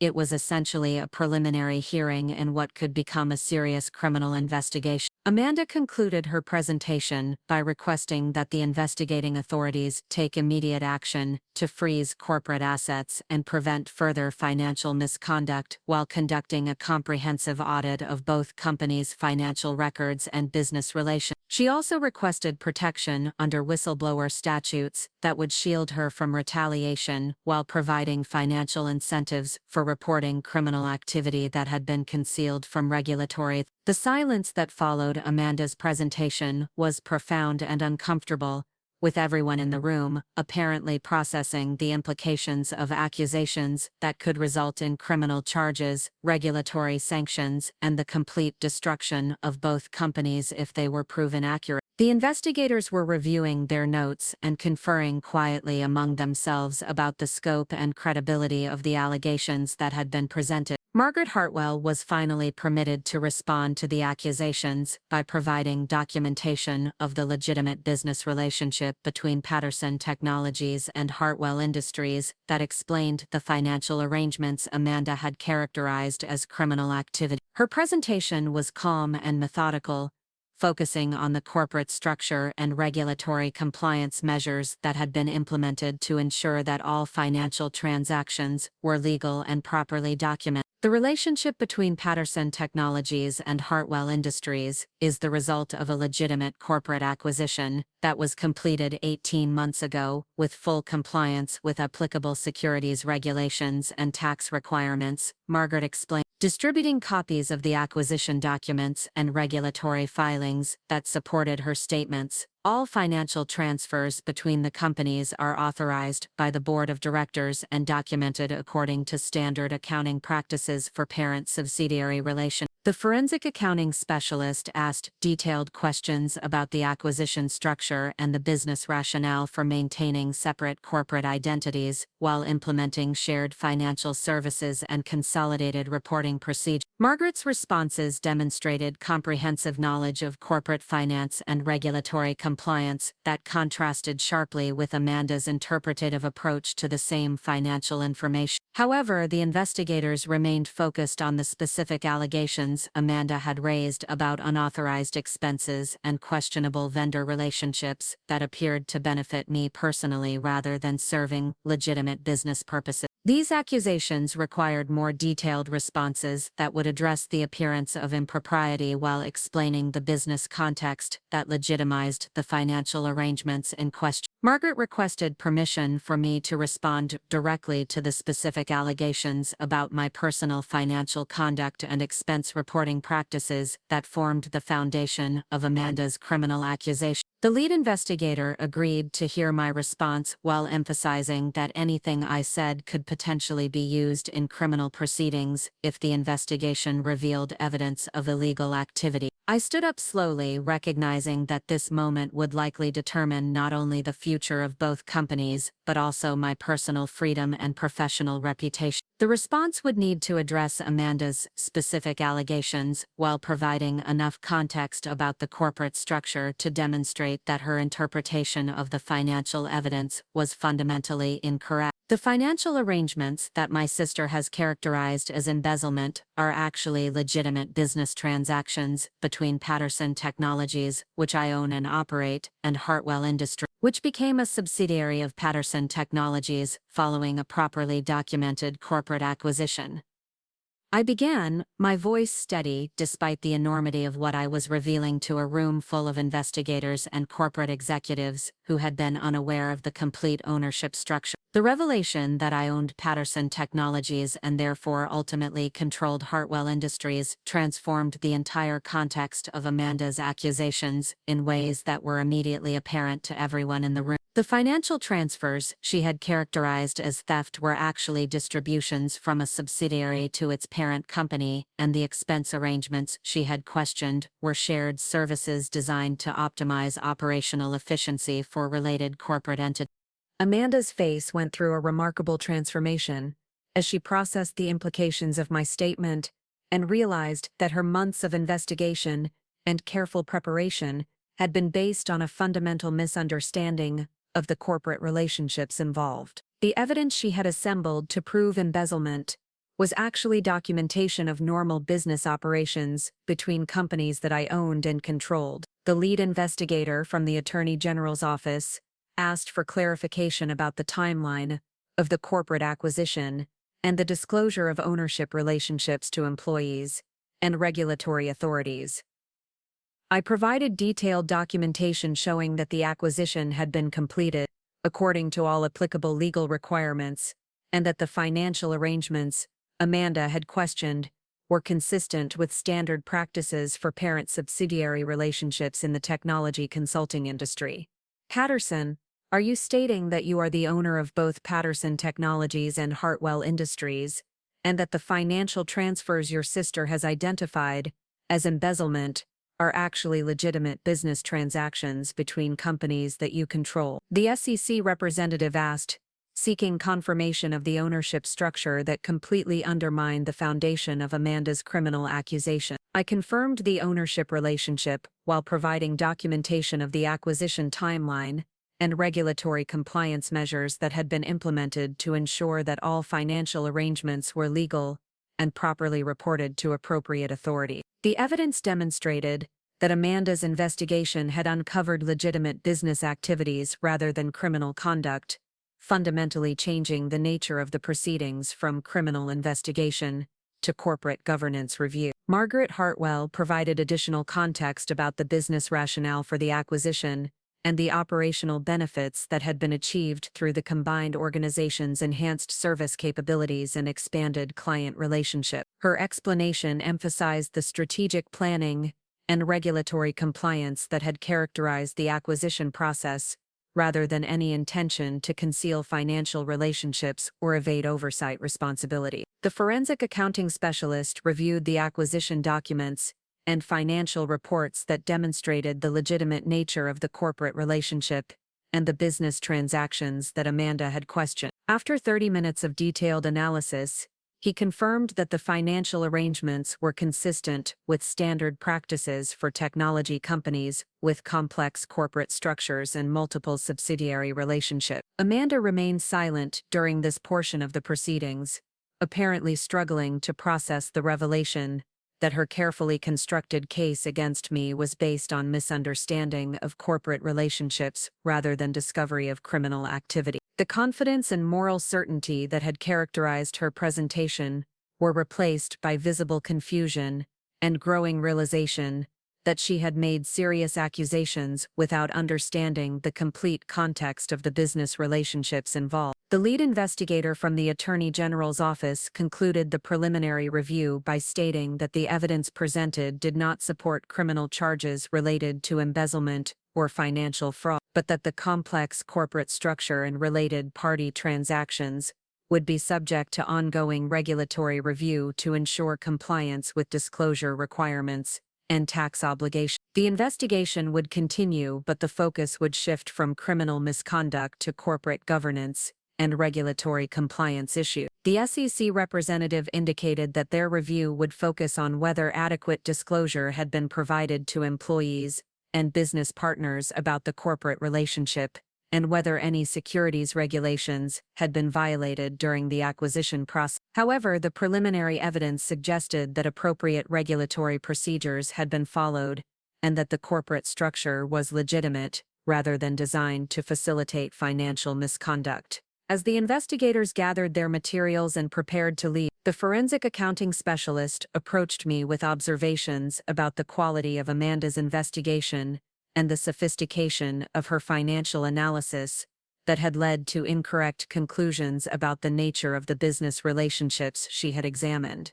Miss Patterson, your sister conducted extremely thorough financial analysis that would be impressive in any context. Unfortunately, she drew the wrong conclusions because she didn't have access to complete information about the corporate structure. The comment highlighted the tragic irony of the entire situation. Amanda had applied excellent analytical skills and professional investigation techniques to reach conclusions that were completely wrong because she had been operating with incomplete information about the business relationships she was examining. Her accusations of criminal conduct were based on sophisticated analysis of legitimate business activities that she had misunderstood because of the confidential nature of the corporate acquisition. After the investigators left, the conference room fell into uncomfortable silence as the remaining participants processed what had just occurred. Amanda was staring at the table, apparently realizing that her accusations had not only been wrong but had potentially damaged her own professional reputation by demonstrating poor judgment and inadequate investigation methodology. Margaret Hartwell addressed the group by acknowledging the seriousness of the allegations that had been raised and emphasizing the importance of maintaining confidentiality about the corporate structure information that had been revealed during the proceeding. She also announced that the company would be implementing enhanced communication policies to prevent similar misunderstandings about business relationships and financial arrangements in the future. The department heads and vice presidents who had witnessed the proceedings were clearly uncomfortable with the family dynamics that had created such a serious business crisis, but they were also relieved that the criminal allegations had been resolved without resulting in charges that could have affected the company's operations and their own employment security. Several approached me after the meeting to express support and to request clarification about how the corporate structure might affect their departments and responsibilities. Amanda remained in the conference room after everyone else had left, apparently struggling with the emotional and professional implications of what had just occurred. She had invested months of effort in building a case that she genuinely believed would expose criminal activity and protect the company from financial fraud, only to discover that her investigation had been based on fundamental misunderstanding of legitimate business relationships. "Kate, I don't understand how this happened," Amanda said finally, her voice carrying a mixture of confusion and devastation that reflected the magnitude of her mistake. "I was so certain that the financial evidence showed embezzlement. I spent months documenting everything and working with the investigators to build a comprehensive case. How could I have been so wrong about something I studied so carefully?" The question reflected the complexity of corporate financial relationships and the difficulty of interpreting complex business transactions without complete information about the strategic and legal context that gives them meaning. Amanda had applied excellent analytical skills to reach incorrect conclusions because she had been working with partial information about business relationships that required comprehensive understanding of corporate structures and acquisition processes. "You conducted thorough financial analysis, but you were missing critical information about the corporate structure that would have explained the arrangements you were questioning."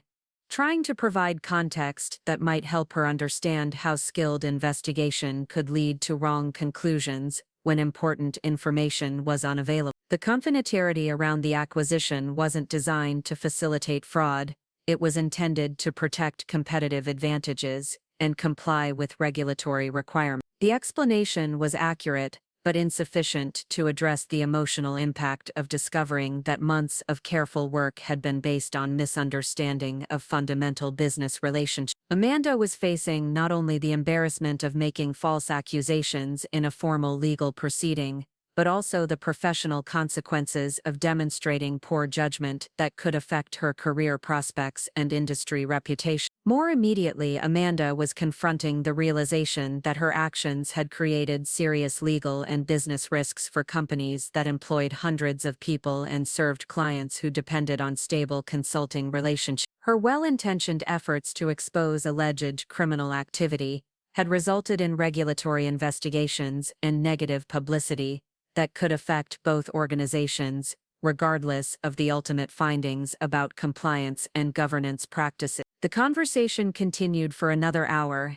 as we tried to address both the business implications of the morning's proceedings and the personal relationship damage that had been created by Amanda's accusations and my failure to provide complete information about the corporate structure. The discussion was difficult and emotional, touching on issues of trust, family loyalty, and professional responsibility that would require time and effort to resolve satisfactorily. Margaret Hartwell rejoined the conversation to discuss the practical steps that would be needed to address the regulatory review and ongoing business challenges that had been created by the morning's event. The investigators would be conducting detailed audits of both companies' financial records and business practices, requiring significant management attention and legal support over the coming months.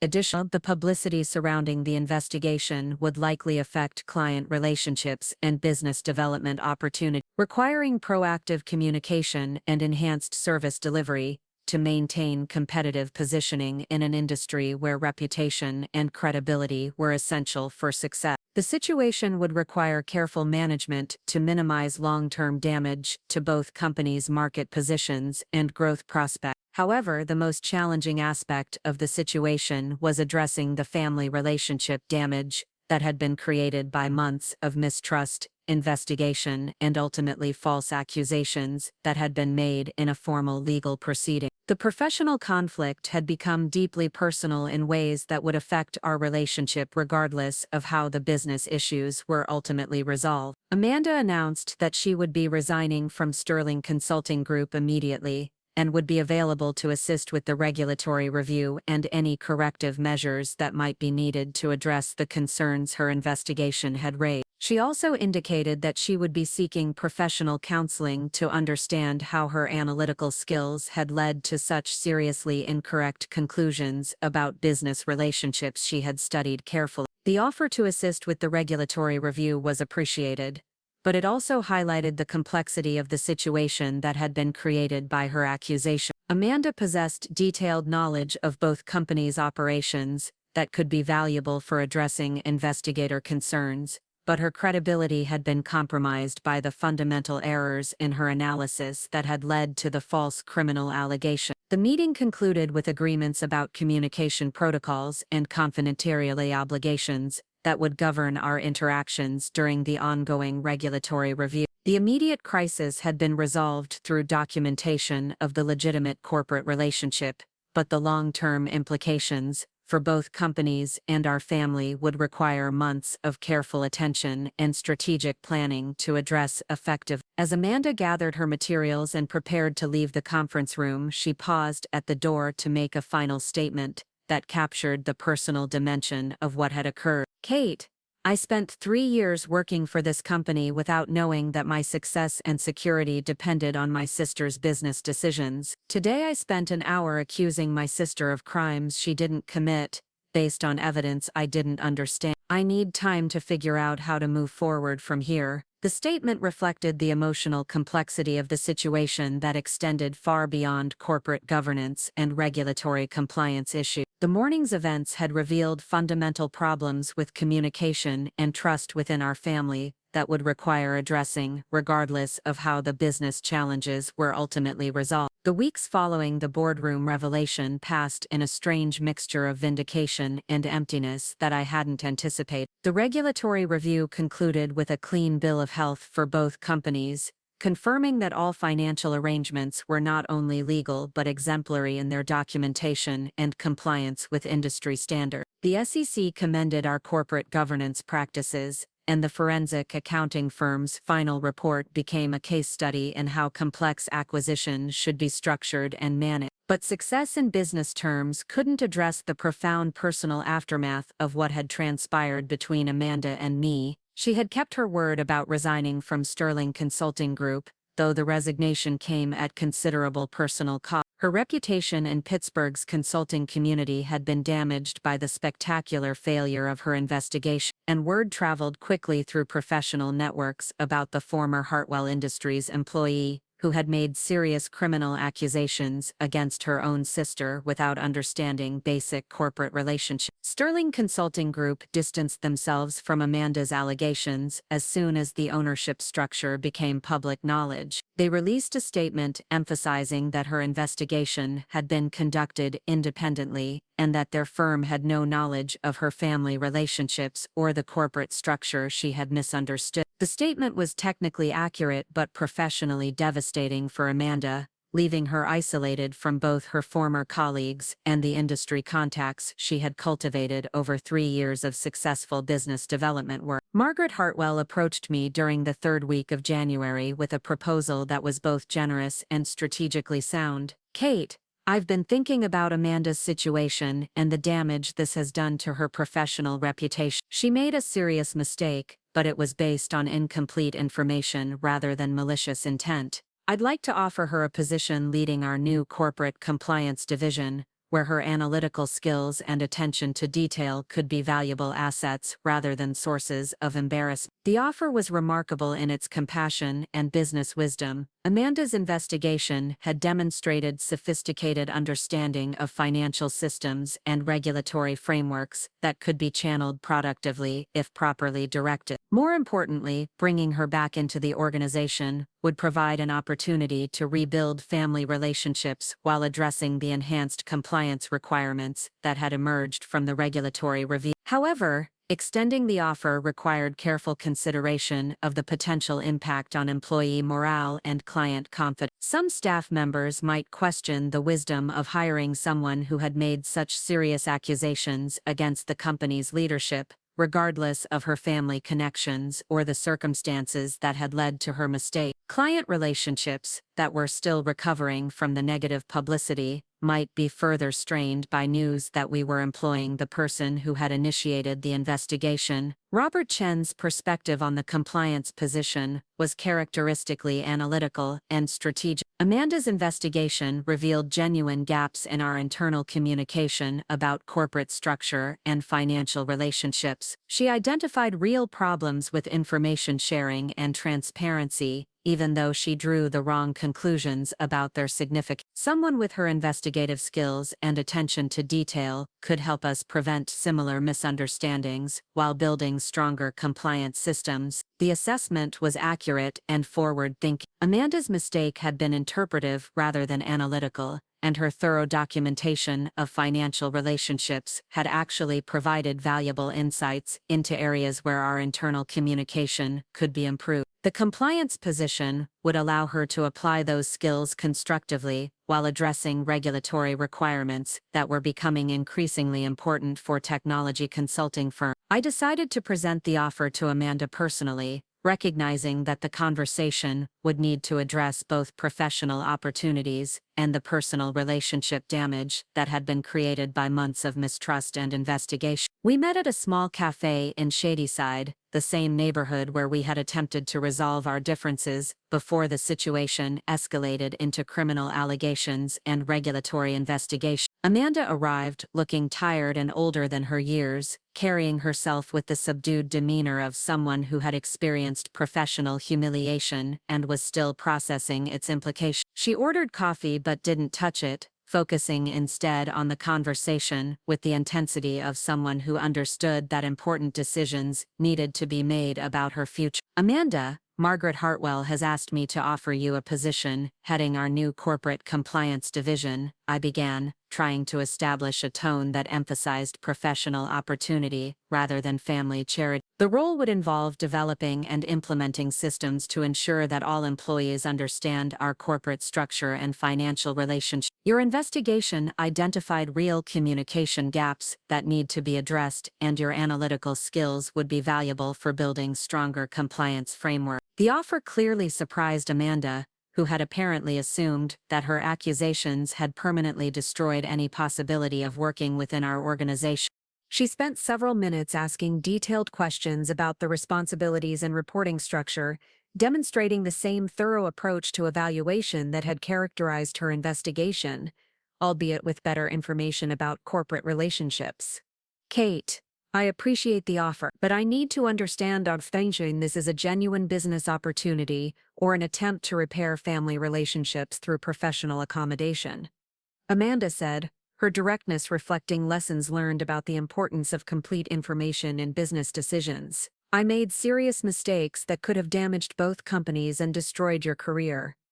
I need to know that any position would be based on actual value I could provide, rather than sympathy for the situation I created. The question was fair and important for establishing the foundation of any future working relationship. Amanda needed assurance that the compliance position was legitimate rather than charity, and I needed confidence that she could perform effectively while rebuilding trust with colleagues who had witnessed her accusations and their dramatic failure. The compliance position is a legitimate business need that emerged from the regulatory review and the communication problems your investigation identified, I replied, providing documentation of the compliance requirements and organizational structure that would characterize the role. Your analytical skills and understanding of our financial systems would be valuable assets.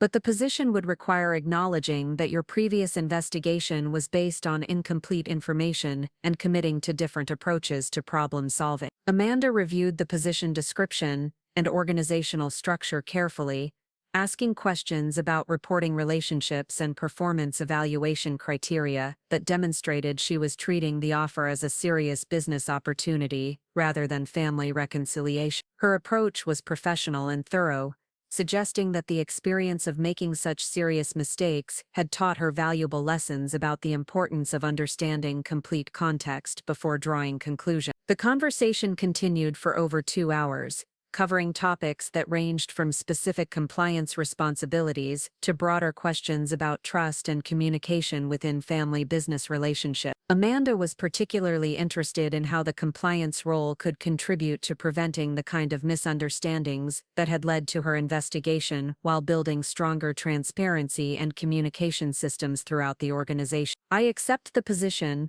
but with conditions that protect both the business and our personal relationship. Amanda said finally, her voice carrying the kind of careful consideration that suggested she had learned important lessons about balancing family loyalty with professional responsibility. I want clear performance metrics and objective evaluation criteria that ensure my success or failure in the role is based on professional competence rather than family consideration. The conditions were reasonable and actually strengthened the business foundation of the position by establishing accountability measures that would benefit the organization regardless of family relationship. Amanda was demonstrating maturity and professional growth that suggested she could be effective in a compliance role while rebuilding trust with colleagues and clients who had been affected by her accusation. Amanda's first month in the compliance position exceeded expectations in ways that surprised both Margaret Hartwell and me. She approached the role with the same thoroughness that had characterized her investigation, but with better understanding of corporate relationships and communication protocols that prevented misinterpretation of financial arrangements. Her compliance systems were comprehensive and user-friendly, providing clear explanations of complex business relationships while maintaining appropriate confidentiality about competitive information. More importantly, Amanda's presence in the compliance role was actually improving employee morale and client confidence by demonstrating our commitment to transparency and accountability. Her willingness to acknowledge her mistakes publicly while working to prevent similar problems showed leadership and integrity that enhanced rather than damaged our organizational reputation. The transformation in Amanda's professional approach was matched by gradual improvement in our personal relationship. Though the process was slow and required careful attention to boundaries between family interactions and business responsibility, we instituted regular family dinners at our parents' house that were strictly separate from business discussions, creating space for rebuilding personal connections without the complications of corporate relationships. Dennis and Carol Patterson were relieved to see their daughters working together again, though they remained largely mystified by the business complexities that had created such serious problems between. They understood that both Amanda and I had successful careers in technology consulting, but the details of corporate ownership and regulatory compliance were beyond their experience with small business operations. The family dinners provided opportunities to share aspects of our professional lives that were separate from the corporate conflicts and compliance challenges that had dominated our relationship for over a year. Amanda was developing expertise in regulatory frameworks and corporate governance that extended beyond our specific companies,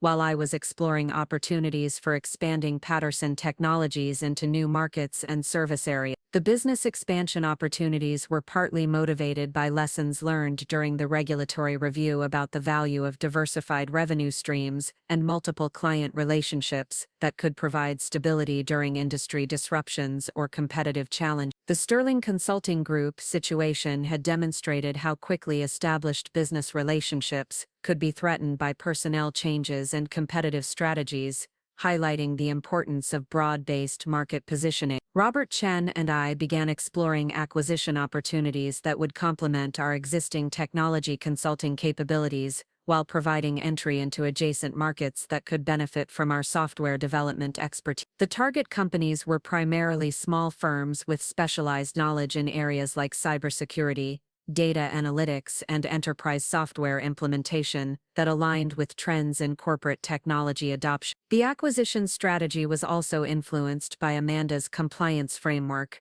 which emphasized transparency and clear communication about corporate relationships that could prevent the kind of misunderstandings that had created problems within our own organization. Future acquisitions would include comprehensive orientation programs for all employees about corporate structure and business relationships, ensuring that everyone understood their role within the larger organization. Amanda's compliance work was attracting attention from other technology consulting firms that were interested in implementing similar systems to address regulatory requirements and improve internal communication about complex corporate structure. Her expertise was becoming recognized within the industry as valuable for companies that were managing rapid growth and multiple subsidiary relations. The recognition led to speaking opportunities at industry conferences, where Amanda could share insights about compliance frameworks and corporate governance that were based on her direct experience with both successful and unsuccessful approaches to managing complex business relations. Her presentations were well received and helped establish her reputation as a compliance expert rather than someone who had made serious mistakes based on incomplete information. The professional recognition was personally satisfying for Amanda, but it also created opportunities for both companies to establish thought leadership in areas that were becoming increasingly important for technology consulting firms. Our compliance systems were becoming models for other organizations,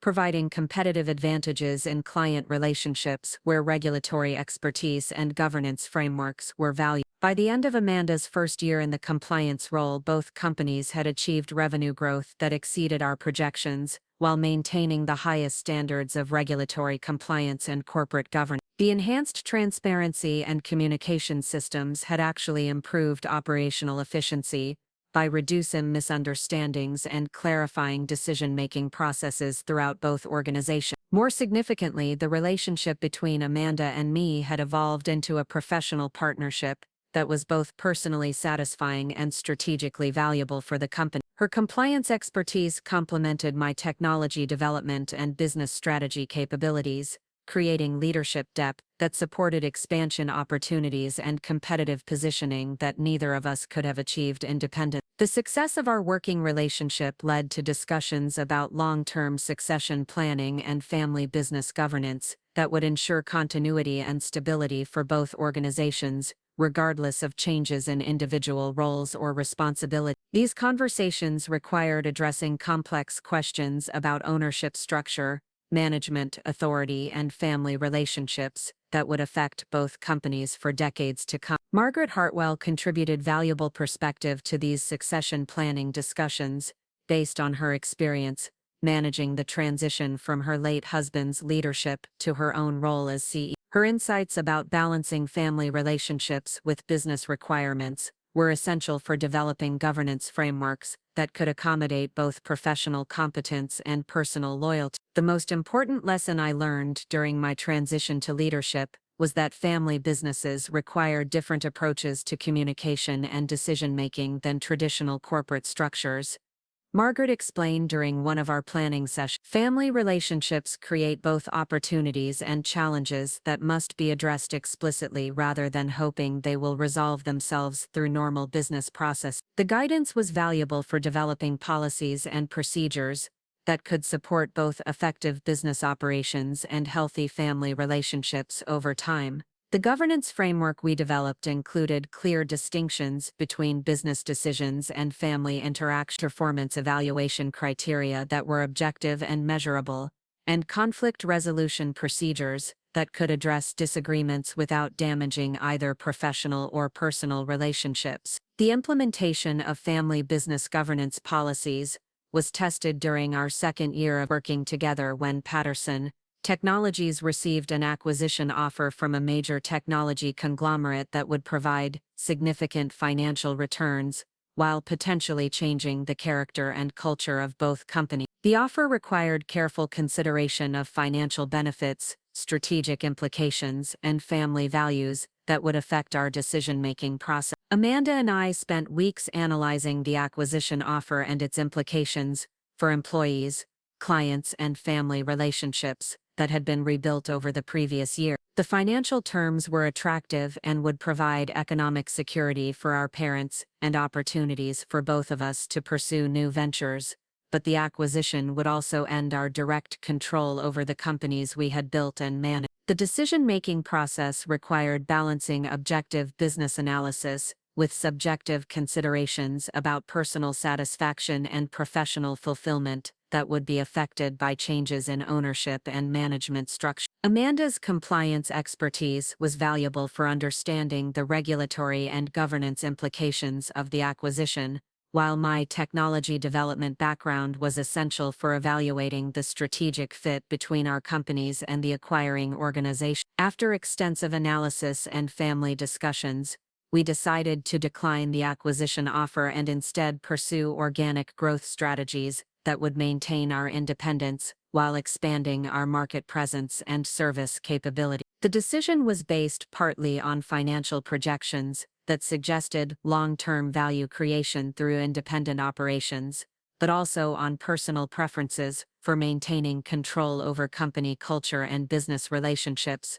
that had become important to both of us. The rejection of the acquisition offer was followed by accelerated growth that validated our decision to maintain independence while pursuing expansion opportunity. Amanda's compliance framework provided competitive advantages in client relationships, where regulatory expertise was valued, while my technology development capabilities supported innovation and service differentiation that attracted new business. The growth was sustainable and profitable, creating opportunities for employee advancement and community investment that aligned with values we had developed during the challenges of the previous year. Both companies became recognized leaders in their respective markets, while maintaining the integrity and transparency that had emerged from our compliance initiatives. 3 years after the boardroom confrontation that had nearly destroyed our relationship, Amanda and I were invited to speak together at the annual conference of the National Association of Family Businesses about governance frameworks and communication systems that could prevent conflicts while supporting business growth. The presentation provided an opportunity to share lessons learned from our experience with family business challenges and the systems we had developed to address them. The conference presentation was well received and led to consulting opportunities with other family businesses that were struggling with similar challenges related to communication, governance, and succession planning. Amanda and I began collaborating on a consulting practice that specialized in family business governance,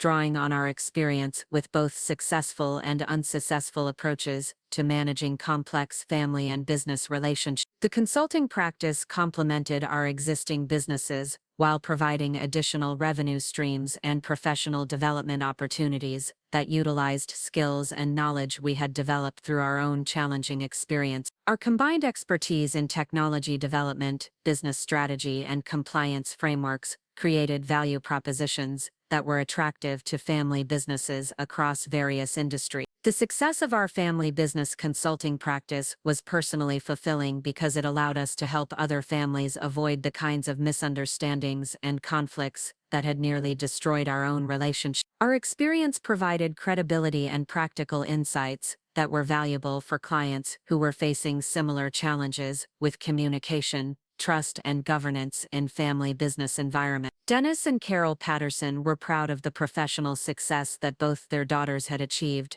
but they were more satisfied by the rebuilding of family relationships that had been damaged by business conflicts they had never fully understood. The regular family dinners had resumed and were now characterized by the kind of comfortable interaction that had existed before corporate complications created tension and mistrust between Amanda and me. The family dinners often included discussions about business developments and professional achievement, but the conversations were characterized by mutual respect and genuine interest, rather than the competitive dynamics that had emerged during the period when Amanda was investigating my alleged criminal conduct. We had learned to maintain appropriate boundaries between family relationships and business responsibilities, while supporting each other's professional growth and personal satisfaction. The transformation in our relationship was complete enough that we could discuss the events of the investigation period with perspective and even humor about the misunderstandings that had created such serious problems. Amanda's thoroughness in building her embezzlement case had become a family story about the importance of having complete information before drawing conclusions, while my failure to communicate about corporate structure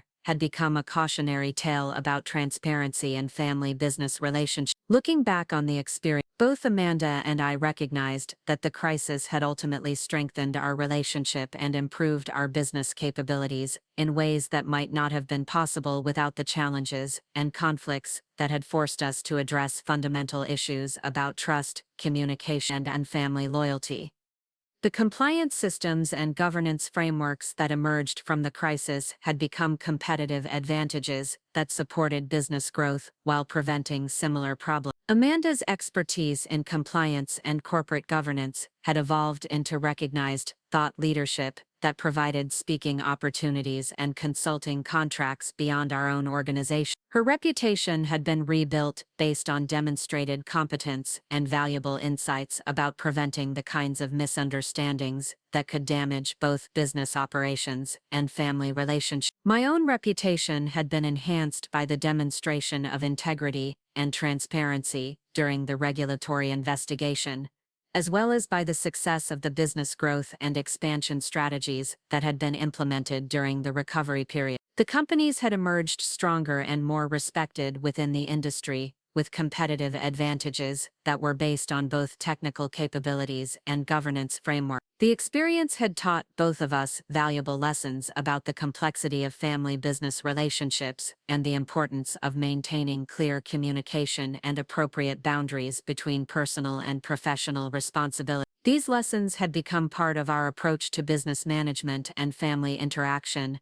that would benefit both our companies and our relationship for years to come. As we celebrated the 5th anniversary of Patterson Technologies and the 3rd anniversary of Amanda's return to our organization, we could look back on the boardroom confrontation as a turning point that had ultimately created opportunities for growth and improvement that exceeded what either of us had imagined possible during the crisis. The experience had been painful and professionally dangerous, but it had also been transformative in ways that had benefited both our business and family relationships. The story of our family business challenges and recovery had become part of our consulting practice and speaking engagement, providing examples of how conflicts could be resolved and relationships rebuilt when people were willing to acknowledge mistakes, communicate honestly, and prioritize both business success and family loyalty. Our experience had become valuable to other families and businesses that were facing similar challenges. The companies continued to grow and prosper, supported by the compliance frameworks and governance systems that had emerged from our crisis, while our family relationships had been rebuilt on foundations of mutual respect and clear communication